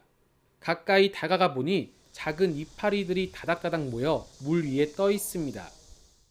하천을 뒤덮은 식물은 개구리밥이라는 부유성 수생식물입니다. 극한 폭염에 수온이 크게 오르면서 유속이 느린 곳마다 왕성하게 증식했습니다. 개구리밥이 분포된 구간만 2km에 달합니다. 연일 강한 햇빛에 수온이 상승하면서 대규모로 번식한 겁니다. 없었어. 생긴 처음이요. 보면 모르지 저거 내 것인가 뭔가 저 밭인지 무엇인지 모르지 저것이 지금. 개구리밥은 유해 식물은 아니지만 대규모로 고사할 경우 수질 오염으로 이어집니다. 또 수면을 덮어 햇빛을 맞게 되면 하천 생태계까지 위협할 수 있습니다. 저 강폭 좁은 데는 어떻게 보면은 오염됐다고 할까? 물이 안 흐르고 비가 안 오고 아무래도 온도가 상승되니까. 영산강 수질 관리도 비상입니다. 극한 폭염에 유해 남조류가 빠르게 늘면서 강물은 점차 녹색빛이 짙어지고 있습니다. 영산강물이 유기물질 질소라든지 이거 함량이 전국에서 가장 높아요. 그래서 녹조 발생 확률이 매우 높죠. 상류에서 하천 유지수를 좀 더 많이 흘려보내야 되죠. 기록적인 폭염에 녹조 발생 위험이 커지면서 정부는 영산강 승천보와 축산보 수문을 추가 개방하고 수질 개선에 나섰습니다. YTN 오선열입니다. 매일 배출되는 쓰레기를 수거해야 하는 환경관리원들도 이 폭염 속에 하루하루 힘겹게 버티고 있습니다. 특히 골목이 많은 주택가에서 작업을 할 때는 무더위에도 쉴 새 없이 뛰어다녀야 하는데요. 조경원 기자가 전해드립니다. 환경관리원이 쓰레기가 든 봉투를 양손 가득 쥐고 발걸음을 재촉합니다. 몸을 굽혔다 일으키기를 반복하더니 급기야 골목을 내달립니다. 혹여 차량 통행을 방해해 주민들이 불편을 느낄까 걱정돼서입니다. 골목으로는 이렇게 들어와서 직접 하시는 이유가 차가 못 들어옵니다. 극한 폭염이 기승을 부리면서 환경관리원들도 도로 위 사투를 벌이고 있습니다. 한낮 더위를 피하려고 해가 뜰 무렵부터 시작했지만 얼굴은 이미 땀 범벅입니다. 그냥 가만히 서 있어도 헬멧하고 이런 안전장비 착용하면 그냥 땀이 막 저절로 흐를 정도로 되게 더워요. 그냥 체감온도로 따지면 한 40도 이상 될 것 같은데요. 골목은 대부분 땡볕이고 달궈진 아스팔트 도로에서 올라오는 열기까지 더해져 체력 소모도 큽니다. 이 동네는 집집마다 쓰레기가 쌓여 있고 이렇게 골목이 비좁기 때문에 환경관리원들이 일일이 다니면서 봉투를 수거해야 합니다. 마땅히 쉴 곳도 없이 계속 이동해야 하는데 틈틈이 얼음물을 마시며 더위를 식힐 뿐입니다. 여름철 악취는 물론 위생과 직결돼 단 하루도 작업을 멈출 수 없습니다. 이날 수거 작업은 수원시에 있는 세계동에서 오전 내내 이루어졌습니다. 일 평균 한 28,000보에서 3만 보. 해가 더 쬐기 전에 빨리 끝내려고 열심히 하는 거죠. 뛰고 열심히 하는 겁니다. 폭염 속에서도 깨끗한 거리를 만들기 위해 환경관리원들은 오늘도 뜨거운 도로 위를 누비고 있습니다. YTN 조경원입니다. 네, 이 40도를 넘는 기록적인 폭염 속에서 경남 양산은 양프리카라는 별칭을 얻는 등 인터넷에서 더위 관련 밈이 공감을 얻고 있습니다. 시민들의 온열 질환을 예방하기 위한 폭염 경보도 한층 친숙한 방식으로 바뀌고 있습니다. 김승환 기자입니다. 에어컨이 나오는 실내에서 문을 열고 밖으로 나서는 순간 온몸이 불길에 휩싸입니다. 문 밖에 나서자마자 숨이 턱 막히는 요즘 더위를 과장해 표현한 이 같은 콘텐츠가 SNS에서 잇따라 제작되고 있습니다. 역대 최고 기온을 경신한 양산은 어느새 아프리카를 빗댄 양프리카가 됐습니다. 옥수수가 양산에선 팝콘이 아니라 새까맣게 타버린 모습으로 그려지고 어디 갔다 왔어라는 질문에 구워진 고구마와 오징어 등이 양산이라고 답하는 밈까지 등장해 웃음을 자아냅니다. 그룹 에이티즈의 인기곡 배드 안무는 온열질환 예방 캠페인으로 이어졌습니다. 멤버 최산의 이름을 활용해 폭염엔 양산을 쓰자는 메시지를 담아 기상청 직원들이 직접 춤을 췄고 무더위 속에서 일하는 택배업체 역시 같은 안무를 활용해 간이 쉼터 설치와 냉방장치 보강 등 폭염 안전 대책을 알렸습니다. 마치 슈퍼 히어로처럼 선글라스와 음료수를 챙기며 등장한 소방대원도 온열질환 예방 수칙을 전합니다. 최근 영화 스파이더맨 4로 극장가를 달구고 있는 할리우드 스타 톰 홀랜드도 기상청과 손잡고 폭염 예방 캠페인에 나섰습니다. Hey, what's up everyone? It's your friendly neighborhood Spider-Man here with some heat wave safety tips. First up, stay hydrated. Second, and probably the most important, wear your sun cream. 연일 이어지는 폭염 속에서도 사람들은 밈과 유머를 나누며 잠시나마 무더위를 잊고 있습니다. YTN 김승환입니다. 쿠팡의 개인정보 유출 사고에 따른 과징금 여파로 상장 이후 가장 큰 분기 손실을 기록했습니다. 다만 매출은 사상 최대를 기록했고 김범석 의장은 고객 회복과 신사업 성장을 앞세워 성장세는 이어지고 있다고 강조했습니다. 오동건 기자입니다. 쿠팡이 2분기 영업 손실 8,350억 원을 기록하며 뉴욕 증시 상장 이후 가장 큰 분기 적자를 냈습니다. 개인정보 유출 사고에 따른 6,247억 원 규모의 과징금이 반영된 영향이 컸습니다. 쿠팡은 이를 뺀 영업 손실은 2,192억 원 수준이라고 설명했습니다. 올해 상반기 누적 영업 손실은 1조 1,895억 원에 달했습니다. 수익성은 악화됐지만 외형 성장세는 이어졌습니다. 매출은 13조를 넘어 역대 최대를 기록했고 로켓 배송이 포함된 핵심 쇼핑 사업과 타이완과 쿠팡이츠 등 성장 사업도 증가세를 이어갔습니다. 활성 고객도 2,470만 명으로 늘었습니다. 김범석 의장은 개인정보 유출 사고 이후 이탈했던 고객 대부분이 돌아왔고 성장의 근본적인 흐름은 변하지 않았다고 강조했습니다. The vast majority of the spend the incident disrupted is back and growing the way it did before. 김 의장은 와우 회원 수도 사고 이전 수준을 넘어섰다며 앞으로 매출 증가로 이어질 것으로 기대했습니다. 하지만 전문가들은 신뢰를 회복하기 위해 상당한 마케팅 비용이 투입된 만큼 앞으로는 성장보다 사회적 책임 이행이 중요한 과제가 될 것으로 보고 있습니다. 대제금도 있었지만 막대한 마케팅 비용을 씀으로써 소비자 신뢰를 회복하는 데 비용이 많이 들어간다는 의미가 있고요. 고객들의 신뢰를 회복하고 사회적 책임을 다할지가 지켜볼 부분이라고 생각합니다. 또 해결해야 할 숙제도 남아 있습니다. 쿠팡은 최근 국세청 세무조사에 따른 약 3천억 원의 추가 세금의 불복 절차를 진행할 예정이며 인천 물류센터 화재 손실도 3분기부터 반영될 예정입니다. 여기에 개인정보 유출 과징금을 둘러싼 한미 간 외교적 논란도 이어지고 있습니다. 쿠팡은 성장 흐름 회복을 자신하고 있지만 세금과 물류센터 화재 손실 등 추가 비용이 예고된 만큼 다음 분기 실적이 쿠팡의 회복 여부를 가늠할 분수령이 될 전망입니다. YTN 오동건입니다. 주주단체가 성과급은 단체 교섭 대상이 아니라며 삼성전자와 SK하이닉스 대표이사들을 고발한 사건을 경기 남부경찰청이 수사합니다. 경기 남부경찰청 반부패 경제범죄수사대는 대한민국 주주운동본부가 특정 경제범죄법상 배임 혐의로 삼성전자와 SK하이닉스 대표이사를 고발한 사건을 최근 배당받았다고 밝혔습니다. 정부의 이번 부동산 세제 개편안으로 비거주 1주택자나 임대사업자 등의 세금 부담은 이전보다 커질 전망입니다. 실거주 중심의 주택시장 개편 흐름에 전세 매물은 줄어들고 집주인들이 월세를 올려서 세부담을 떠넘길 수 있다는 관측이 나오며 세입자들의 불안감도 높아지고 있습니다. 정현우 기자의 보도입니다. 상대적 중저가 지역으로 신혼부부 등이 선호하는 3,000세대짜리 서울 관악구 대단지 아파트. 인근 공인중개사 사무소들엔 가뭄에 콩나듯 전세 매물 딱지가 붙어 있습니다.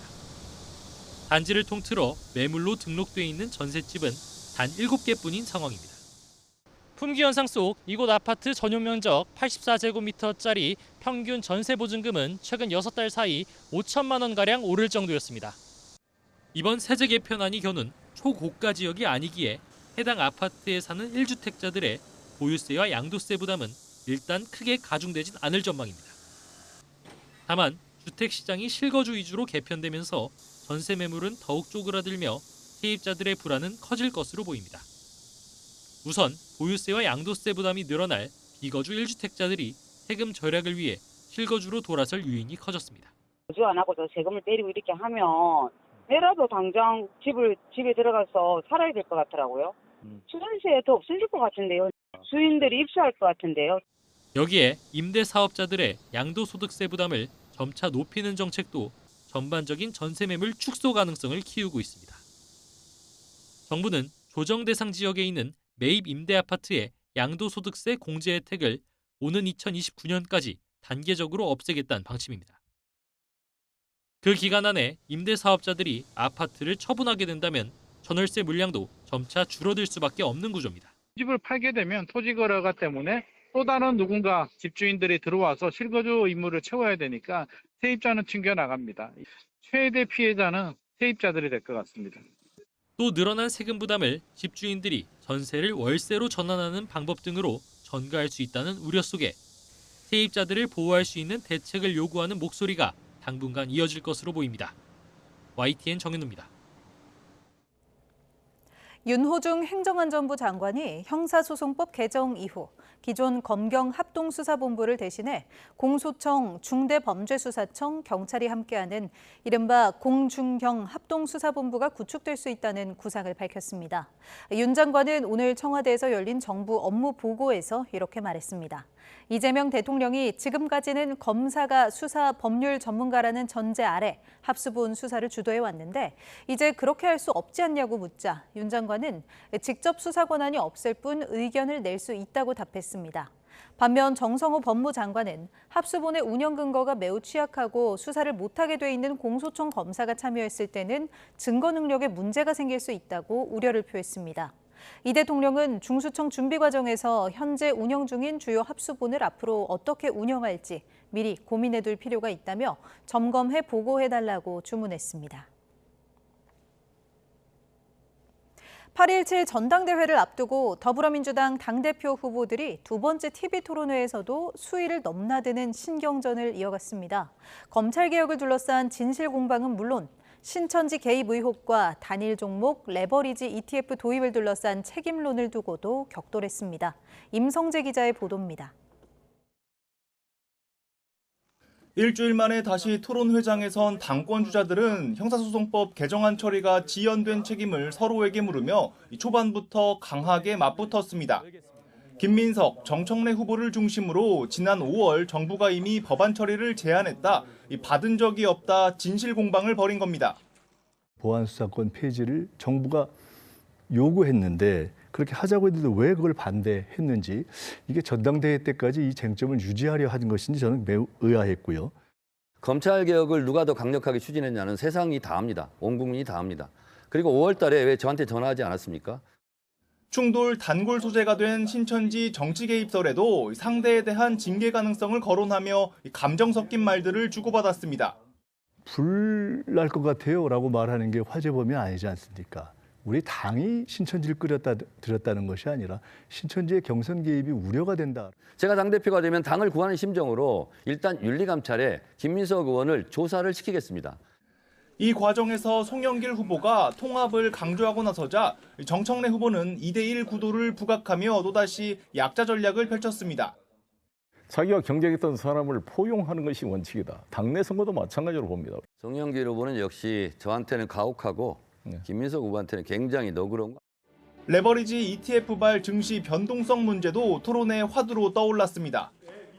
김민석 후보가 당 차원의 수습책을 강조하고 나서자 현재 있는 K자본시장위원회를 민간 전문가를 포함해서 확대 개편하는 등의 강력한 대책 준비를 하도록 하겠습니다. 정 후보는 김 후보의 총리 재임 당시 정책 책임을 거론하며 사과를 요구했습니다. 총리께서 이 부분에 대해서 아직 지금까지도 입국닷하고 있는 부분에 대해서는 참 무책임하지 않는가.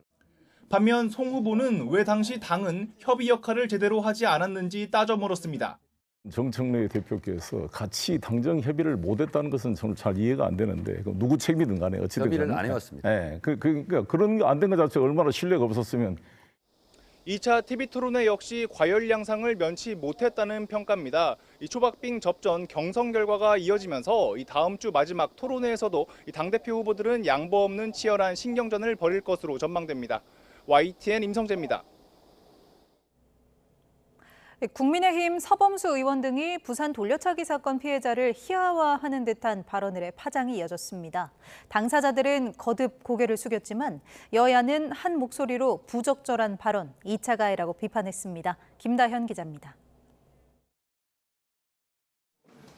형사소송법 개정안이 국무회의를 통과한 날 보수 야권은 검찰 보안수사권 필요성을 강조하기 위한 국회 간담회를 열었습니다. 부산 돌려차기 사건 피해자도 간담회에 참석했습니다. 그런데 국민의힘 서범수 의원이 사격선수 출신인 진종호 의원을 부르더니 피해자를 희화화하는 듯한 발언을 내놨습니다. 돌려차기 한번 하자. 진 의원은 저는 발보다 손을 잘 쓴다고 웃으며 대답했는데 2차 가해 비판이 일자 두 의원은 전적으로 자신의 잘못이다, 피해자의 아픔을 더욱 깊이 헤아리겠다며 고개를 숙였습니다. 피해자는 굳이 사과를 받을 필요는 없다면서 국민에게 지옥도가 펼쳐지는 상황에서 토론회의 본질이 흐려지진 않았으면 한다고 말했지만 정치권에선 적잖은 파장이 이어졌습니다. 더불어민주당은 피해자의 고통을 조롱한 2차 가해이자 국회의원으로서 최소한의 인권 감수성마저 저버린 망언이라고 비판했습니다. 한 여성의 삶을 송두리째 흔든 잔혹한 강력한 범죄입니다. 그런데 그 범죄를 희화하며 웃음거리로 삼았다니 도대체 무엇이 그리 가벼웠습니까? 국민의힘 내부에서도 부적절한 발언이었다는 지적이 잇따랐는데 특히 장동혁 대표는 실수로라도 할 수 없는 발언이라며 당대표로서 깊이 사죄한다고 밝혔습니다. 부적절이라는 수식어로 표현하는 것 자체가 부적절하다고 생각합니다. 깊이 사죄의 말씀을 드리겠습니다. 조국혁신당은 국민의힘이 외쳐온 피해자 보호가 얼마나 허구적이고 기만적인 정치쇼였는지 여실히 드러났다고 목소리를 높였습니다. 논란이 이어지는 가운데 국민의힘 일부 당원들은 서범수 의원을 당 중앙윤리위에 제소할 계획인 것으로 전해졌습니다. YTN 김다현입니다. 이재명 대통령은 육군 사관학교 출신 군인들이 쿠데타를 또 일으킬 수 있다며 사관학교 통합을 신속하고 강력하게 추진하라고 지시했습니다. 최근 서부전선 육군 1군단에서 실탄을 장전하지 않고 근무를 서 논란이 된 빈총 경계에 대해서도 공개적으로 경고장을 날렸습니다. 강진원 기자입니다. 육사 출신 군인들이 그동안 쿠데타를 주도했다는 이재명 대통령의 언급은 육해공 사관학교 통합을 둘러싼 논란을 거론하는 과정에서 나왔습니다. 통합 국군 사관학교 설치와 관련해서 논란들이 있는데 지금은 대한민국의 군사 쿠데타가 몇 번이었어요? 3번. 국군 사관학교 설립에 대한 군내 반발을 겨냥한 건데 특히 육사를 정조준했습니다. 쿠데타의 중심에 모두 육군 사관학교가 있었는데 한 번도 책임을 묻지 않았다며 뼈 있는 말을 남겼습니다. 앞으로 또 할 수도 있잖아요. 누가 상상했겠어요, 또 할 줄을. 대한민국이 민주화됐고 전 세계가 바라보는 선진국이 됐는데. 12.3 비상계엄에 동조했던 육사 출신 군인들의 행태를 지적하며 신속하고 강력한 사관학교 통합을 지시했습니다. 이를 통해 일부 군인들이 무리를 지어 쿠데타를 일으킬 가능성 자체를 없애야 한다는 겁니다. 이 대통령은 서부전선을 지키는 육군 1군단에서 최근 불거진 빈총 경계도 질타했습니다. 총기에 삽탄을 하지 않고 경계 근무를 선 걸 공개적으로 꼬집으며 국방과 관련해선 작은 틈새도 없어야 한다고 강조했습니다. 군기 문제는 그게 하나씩 후퇴하면 나중에는 화살 창고에 화살이 한 개도 없는 상황이 올 수도 있습니다. 사관학교 통합 추진과 더불어 내부 기강을 다잡아 군 개혁에 속도를 내겠다는 뜻으로 풀이됩니다. 이 대통령은 이와 함께 자주국방은 우리의 가장 큰 과제라며 임기 내 전시작전 통제권을 조기에 환수하겠다는 의지도 거듭 밝혔습니다. YTN 강준원입니다. 내년에 적용하는 최저임금이 시간당 1,700원으로 확정돼 오늘 고시됐습니다. 올해 최저임금보다 3.7%인 380원 인상된 금액이며 한 주 40시간 일했을 때 월급으로 223만 6,300원입니다. 앞서 민주노총과 소상공인연합회가 금액이 적절하지 않다며 이의를 제기했지만 고용노동부는 최저임금위원회의 의결 과정과 법 취지 등을 고려해 수용하지 않았다고 밝혔습니다. 정부가 이의제기를 기각하고 내년도 적용 최저임금을 시간급 1,700원으로 확정한 것과 관련해 소상공인연합회가 행정소송을 제기했습니다. 소상공인연합회는 오늘 서울행정법원 앞에서 기자회견을 열고 최저임금 고시 취소 행정소송과 함께 위헌법률 심판 제청을 법원에 청구한다면서 이 또한 좌절된다면 헌법재판소에 헌법소원까지 불사하겠다고 밝혔습니다. 55세에서 79세 사이 고령 인구 가운데 취업자 수가 1,000만 명을 돌파했습니다. 고령자들의 은퇴 희망 시점도 평균 73.6세로 점점 높아지고 있는데 직업능력개발훈련 참여 비중은 오히려 낮아졌습니다. 이승은 기자가 보도합니다. 지난 5월 기준 55세에서 79세 사이 취업자가 1,012만 5천 명을 기록했습니다. 2005년 관련 통계를 작성하기 시작한 이후 처음 1,000만 명을 넘었습니다. 10년 사이 51%가 늘어 15세 이상 취업자 3명 가운데 1명을 넘었습니다. 고령층 인구 증가와 더불어서 고령층 10명 중 7명 정도가 지금 장래 근로를 희망하고 계시고, 그리고 가장 오래 근무한 일자리에서의 평균 근속기간도 이번에 0.5개월 정도 증가한 그런 경향들이 반영된 부분이 있는 것 같습니다. 가장 오래 근무한 일자리를 그만둘 때 나이도 평균 53세로 0.1세 늘었습니다. 55세에서 79세 인구의 경제활동 참가율은 60.9%, 고용률은 59.5%로 역대 최고를 기록한 지난해와 같았습니다. 앞으로 일하고 싶다는 고령자 비율은 69.2%였습니다. 근로 희망 연령, 그러니까 희망 은퇴 시점도 73.6세로 늦춰졌습니다. 일을 원하는 이유에 대해 생활비에 보태기 위해서라는 응답이 여전히 과반이었습니다. 하지만 비중이 1%포인트나 낮아졌고 일하는 즐거움 때문이라는 응답이 5년 연속 늘었습니다. 연금 수령자 비중은 52.7%, 월평균 수령액도 88만 원으로 늘어났습니다. 그래도 45%가 50만 원 미만입니다. 88만 원은 1인 가구 최저 생계비나 국민연금연구원이 설문조사한 1인당 노후 최소 생활비 139만 2천 원에 한참 못 미칩니다. 은퇴 시점이 늦어지고 있지만 고령자 가운데 지난 1년 사이 직업능력 개발 훈련에 참여한 경우는 12.8%에 불과해 0.9%포인트 감소했습니다. YTN 이승은입니다.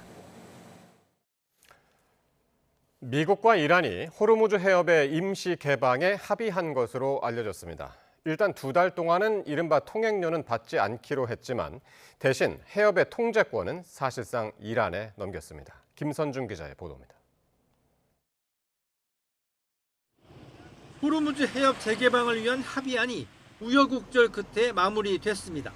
미국 온라인 매체 악시오스는 미국과 이란이 호르무즈 해협의 2달간 임시 개방에 합의했다고 보도했습니다. 논란이 됐던 이른바 통행료나 수수료는 임시 개방하는 기간에는 받지 않기로 했습니다. 들어올 때는 이란 영해를, 나올 때는 오만 영해를 지나고 기뢰 제거 작업을 마친 뒤에 중앙 항로를 이용하도록 했습니다.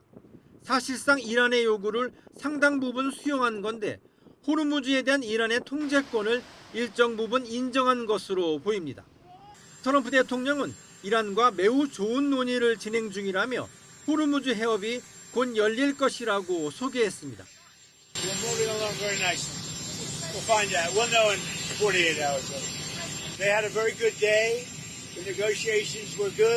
이번 합의에는 오만은 물론 카타르와 파키스탄, 사우디아라비아도 적극적으로 참여했습니다. 이란 지도부도 이미 승인 절차를 마친 것으로 알려졌습니다. 하지만 호르무즈에 발이 묶이면서 정작 전쟁의 이유가 됐던 비핵화 협상은 시작도 못했습니다. The denuclearization of Iran is the ultimate deal. I think the immediate deal, the one that you're seeing a lot of focus on, is the Straits. 2달 동안 임시로 해협을 연다고 해도 통행료 문제는 여전히 걸림돌입니다. 앞서 오만이 제안한 것처럼 해운사들의 자발적 기금이 도입될 경우 이란의 해협 통제권은 물론 막대한 수익까지 안겨줄 것으로 보입니다. YTN 김선중입니다. 이란 사태와 관련해서 세계의 경찰을 자처하던 미국은 정작 방어에 급급하며 통제력을 상실하고 있습니다. 미국은 스스로 시작한 전쟁조차 주도하지 못하면서 이 중동 정세의 주도권을 잃은 채 해결책을 찾지 못하고 있습니다. 권영희 기자입니다. 한밤중 SNS 글 한 줄로 공습을 취소할 만큼 트럼프의 오락가락 행보는 미국의 중동 통제력을 뿌리째 흔들었습니다. 이렇게 주도권을 잃게 된 가장 큰 원인은 전략적 오판으로 몇 번의 정밀 타격이면 이란이 쉽게 무너질 거라 과신한 겁니다. I think the hope on the American and the Israeli side is that the killing of the supreme leader, the impact it will have on the military side is essentially that the regime as a whole moves much closer towards collapse. 막상 이란이 거세게 반발하자 전면전 외에는 마땅한 대안조차 없는 허점을 드러냈습니다. 상대 전력을 지나치게 과소평가한 점도 발목을 잡았습니다. 이란이 드론과 미사일로 중동 내 미군 기지를 전격 타격하면서 미국은 전세를 주도하긴커녕 자국군 보호에 급급해졌습니다. I think many in the Gulf were surprised, taken aback, shocked that Iran struck U.S. targets across the Gulf so quickly in the opening phase of the attack. 여기에 수천만 원짜리 저가 드론을 막느라 수십억 원짜리 요격 미사일을 쏟아붓는 비대칭 소모전이 이어졌습니다. 결국 미군의 첨단 탄약 재고가 바닥을 드러내며 장기전 능력에 치명상을 입었습니다. 상황을 더 악화시킨 건 이란의 정밀 위성 정보를 건넨 러시아와 중국의 간접 개입이었습니다. 이란의 타격 정확도가 올라가면서 분쟁은 미국 혼자 감당할 수 없는 강대국 대리전 양상으로 번졌습니다. 결정적으로 일관성 없는 충동적 리더십이 적국엔 허점을, 동맹엔 불안감을 주며 억지력을 무너뜨렸습니다.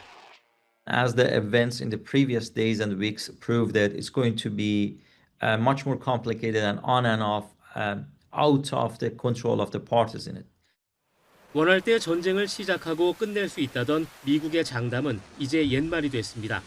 전략 실패와 자원 고갈 속에 미국은 자신이 시작한 분쟁조차 제어하지 못하는 위험한 외통수에 갇혔습니다. YTN 권영입니다. 대법원이 한덕수 전 국무총리와 이상민 전 행정안전부 장관의 내란 혐의 상고심을 전원합의체에서 심리하기로 했습니다. 내란 특검은 한 전 총리와 이 전 장관의 전합 회부 요청을 두고 사실상 심리 지연의 목적이 있어 보이고 특혜라며 반대 의견을 냈지만 받아들여지진 않았습니다. 유서현 기자가 보도합니다. 대법원이 한덕수 전 국무총리와 이상민 전 행정안전부 장관의 내란 가담 혐의 상고심을 전원합의체에서 심리하기로 했습니다. 본래 한 전 총리 사건은 2부, 이 전 장관 사건은 3부가 각각 맡아왔지만 전합회부로 대법관 전원의 판단을 받게 됐습니다. 대법원은 전합회부 사유로 내란 행위에 대해 역사적으로 사법적 평가가 필요하다고 판단했다고 밝혔습니다. 또 두 사람이 공범이라 함께 심리될 필요가 있다며 이는 각 사건을 맡은 소부의 요청에 따른 결정이라고 덧붙였습니다. 앞서 한 전 총리와 이 전 장관 측은 각 소부에 내란죄 법리에 관한 통일된 정리가 필요하다며 전합 회부를 요청하는 의견서를 내기도 했습니다. 내란 특검은 이를 두고 사실상 심리 지연 목적으로 보이고 특혜라며 반대 의견을 냈던 거로 확인됐습니다. 내란 법리에 대한 정리가 필요하다는 피고인 측 의견에 대해서도 반박했던 거로 파악됐습니다. 이미 전두환 신군부 사건, 5.17 판례로 내란죄 법리가 확립돼 있고 앞선 모든 사실심이 일관되게 12.3 계엄이 내란임을 인정해 추가 판단에 대한 실익이 없다는 취지입니다.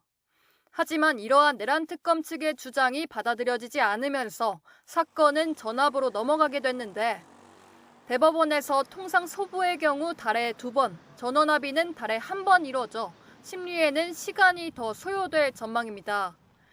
YTN 유서연입니다. 종합특검팀이 윤석열 정부 초기부터 배우자인 김건희 씨를 위한 대형 집무실이 대통령실에 설치됐다는 진술을 확보했습니다. 아무것도 아닌 사람이라던 김건희 씨가 정권 초기부터 비선에서 권력을 행사했는지가 특검 수사를 통해 밝혀질지 주목됩니다. 보도에 임예진 기자입니다. 20대 대통령 선거 당시 학력 위조 논란에 휩싸인 김건희 씨는 공개석상에 나와 고개를 숙이며 조용한 내조를 약속했습니다. 남편이 대통령이 되는 경우라도 아내의 역할에만 충실하겠습니다. 윤석열 정부 출범 직후엔 김 씨를 둘러싼 잡음을 없애겠다는 취지로 영부인을 보좌하는 제2부속실을 폐지했습니다. 하지만 지난해 김건희 특검에 이어 종합특검까지 이어진 수사에서 김 씨를 둘러싼 의혹은 계속 제기되고 있습니다. 특히 2차 종합특검팀은 대통령 관저공사 특혜와 예산 불법 전용 과정에서 김건희 씨의 개입 여부에 집중하고 있는데 최근 정권 초기부터 용산 대통령실에 김건희 씨 집무실이 있었다는 전직 대통령 경호처 관계자의 진술을 확보했습니다. 이 관계자는 김 씨의 집무 공간이 용산 대통령실 한 층의 절반 규모에 달했고 유리창 등 방탄시설을 갖추는 데만 10억 원의 예산이 쓰였다고 특검에 진술했습니다. 다만 김건희 씨 변호인단은 이 같은 의혹을 정면으로 반박했습니다. 과거 청와대에는 영부인 집무실이 있었지만 윤석열 정부 초기에는 이러한 공간이 없었던 겁니다. 다만 정권 3년 차인 지난 2024년 하반기 제2부속실을 설치하면서 영부인 집무실을 소규모로 마련한 사실은 있다고 해명했습니다. 수사기간 연장으로 마지막 기회를 얻은 특검이 초유의 영부인을 둘러싼 의혹의 진상을 파헤칠 수 있을지 주목됩니다. YTN 임혜진입니다. 인공지능 낙수 효과로 AMD 등 미국 기업 실적이 호조를 보였고 월가에선 SK하이닉스에 대해 매수 또는 비중 확대 투자 의견을 제시했습니다. 한국이 2031년까지 메모리 최강 지위를 유지할 거라는 전망이 나온 가운데 삼성전자가 차세대 3D 메모리를 공개하며 승부수를 띄웠습니다. 뉴욕에서 이승윤 특파원입니다. 우량주로 구성된 다우존스 30 산업평균 지수와 대형주 위주의 S&P 500 지수가 사상 최고치를 경신한 원동력 중 하나는 AI 낙수 효과였습니다. 반도체 설계를 전문으로 하는 팹리스 기업인 AMD의 분기 매출은 115억 4천만 달러로 1년 전보다 50% 성장했고 예상치도 넘어섰습니다. 엔비디아 칩의 품귀 현상과 가격 부담으로 빅테크 기업들이 대체제로 AMD 칩 구매를 늘려 낙수 효과가 컸던 것으로 풀이됩니다. The big cloud computing giants doing well after their earnings report. And then I think we're also starting to see some like semiconductor and AI data center CapEx beneficiary flow through and do well too.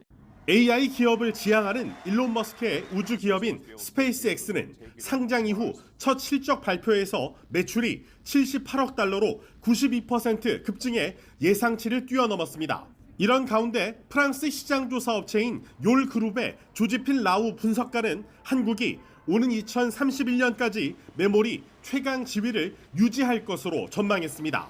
한국 정부가 5년 내에 웨이퍼 생산량을 갑절로 늘린다는 계획을 수립하고 삼성전자와 하이닉스도 적극 투자에 나선 점이 근거였습니다. 월가 금융회사들은 SK하이닉스 미국 주식 예탁증서 ADR이 저평가됐다며 매수 또는 비중 확대 투자 의견을 제시했습니다. 삼성전자는 AI 반도체의 성능과 전력 효율 한계 돌파를 위해 AI 칩 상단에 메모리를 수직으로 쌓는 차세대 3차원 아키텍처를 공개했습니다. 특히 가속기와 메모리 간 데이터 이동 거리를 최소화해 데이터 병목 현상을 해결하고 대역폭과 전력 효율도 극대화할 수 있다고 설명했습니다.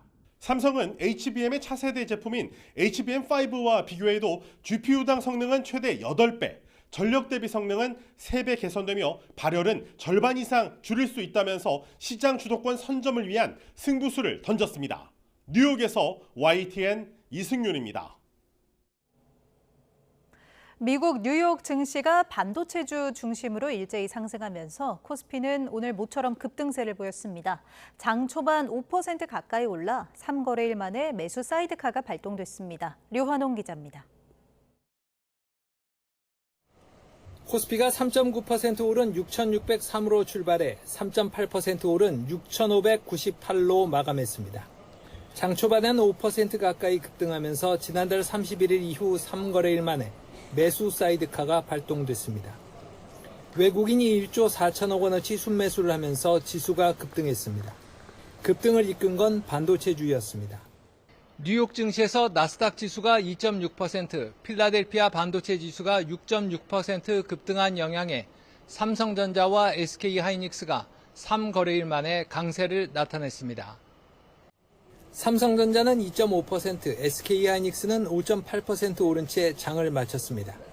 시가총액 상위 종목 대부분 상승했고 HD 현대중공업과 두산에너빌리티, LS일렉트릭과 LG전자, 한화오션 등 조선과 전력, AI 등이 강세였습니다. 미국 스페이스X 실적 발표에서 메모리 반도체 수급 전망이 앞으로도 공급이 여전히 부족하고 수요가 더 늘어날 수 있다라는 전망이 제기되면서 한국 메모리 반도체 기업들의 실적에 대한 기대감이 살아난 점이 코스피 강세를 주도했다라고 볼 수 있을 것 같습니다. 코스닥 지수는 4거래일 연속 강세를 이어갔습니다. 1.8% 오른 759로 출발해 2.4% 오른 799.6으로 마감했습니다. 한때 800선을 회복했는데 코스닥 지수 800선 복귀는 지난달 16일 이후 13거래일 만이었습니다. 원달러 환율은 1424.5원으로 주간 거래를 마쳤습니다. 중동 긴장이 완화하면서 원달러 환율은 최근 1420원과 1430원대에서 움직이고 있습니다. YTN 유관홍입니다. 정부가 고위 공직자 재산을 공개할 때 단일 종목 상장지수 펀드, ETF 보유 종목명과 수량을 함께 공개하는 방안을 추진하기로 했습니다. 인사혁신처는 청와대 업무 보고에서 하반기 업무 추진 계획으로 공직자가 보유한 가상자산과 비상장 주식 심사 등을 강화해 공직 윤리를 확립하겠다며 이같이 밝혔습니다. 경찰청이 경찰관들의 노동조합 격인 전국경찰직장협의회와 만난 자리에서 내년 상반기에 순환인사제를 시행할 계획이라고 밝혔습니다. 경찰청 지휘부와 직협은 오늘 서울 서대문구 경찰청사에서 만나 순환인사제 시행 방안을 논의했습니다. 면담을 마친 직협은 경찰청 지휘부로부터 2027년 상반기 순환인사제 시행을 목표로 검토하고 있지만 대상이나 범위, 방식 등 구체적인 시행 방안은 결정된 바 없다는 답변을 받았다고 밝혔습니다. 필라테스 강사 출신 방송인 양정원 씨와 관련한 사기 사건을 금품을 받고 무마했다는 의혹을 받는 현직 경찰관이 구속됐습니다. 서울 남부지방법원은 오늘 뇌물수수 등 혐의를 받는 송모 경감에 대한 구속영장을 발부했습니다.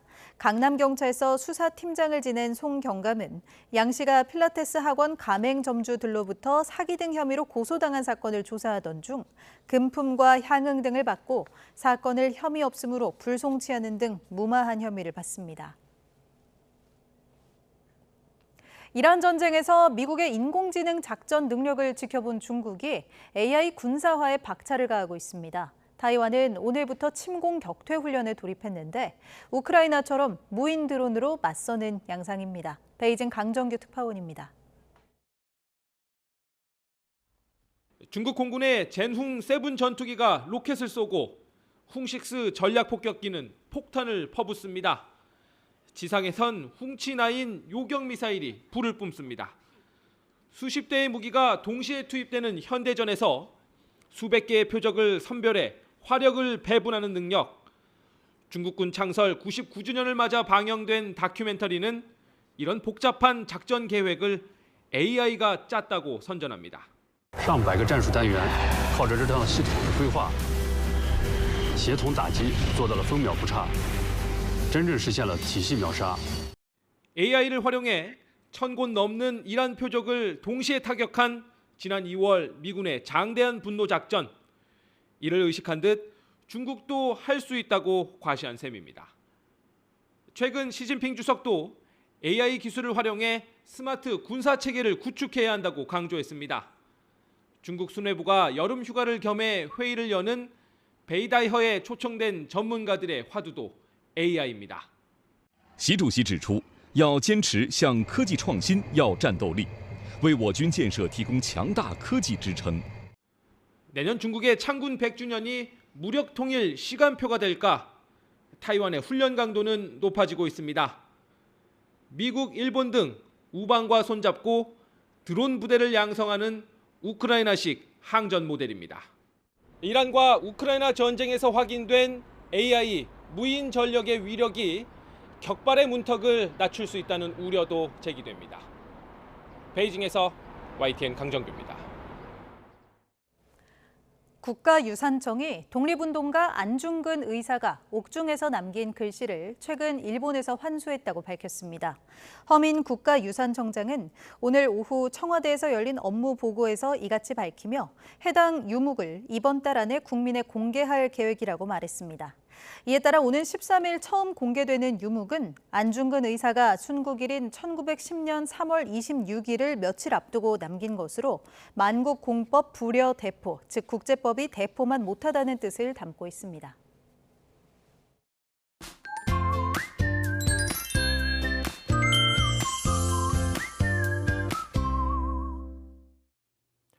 숨이 턱턱 막히는 극단적인 폭염이 계속되고 있습니다. 오늘도 사람의 체온을 넘어 40도에 육박하는 살인적인 더위가 기승을 부렸는데요. 밤사이에도 열기가 식지 못하면서 서울에서는 15일 연속 열대야가 나타나겠고 내일 낮에는 서울 기온이 39도까지 오르는 등 서쪽 지역, 특히 폭염 중대경보가 발효 중인 수도권에서는 또다시 올해 최고 더위를 기록하는 곳도 있겠습니다. 하늘은 대체로 맑겠습니다. 이에 따라 자외선이 무척 강해지겠고 서쪽 곳곳에는 오존 농도도 짙게 나타나겠습니다. 반면 제주도에는 오전까지 5에서 20mm의 비가 조금 내리겠습니다. 내일 아침 기온은 서울 27도, 광주 26도, 부산 26도로 열대야 기준인 25도를 웃도는 곳이 많겠습니다. 한낮에는 서울 기온이 39도, 대전 37도, 대구 36도까지 크게 오르겠습니다. 주말부터 기온이 조금 낮아지겠지만 여전히 폭염 경보 수준의 더위는 계속되겠고 주말과 휴일에는 동해안과 제주도를 중심으로 비가 내리겠습니다. 또 제주도와 남해상에는 중국으로 향하는 태풍 돌핀의 간접 영향으로 강한 바람과 높은 파도가 예상됩니다. 휴가철 계획에 참고하시기 바랍니다. 날씨 정보였습니다. 이상으로 수요일 뉴스나이트 마칩니다. 시청해주신 여러분 고맙습니다.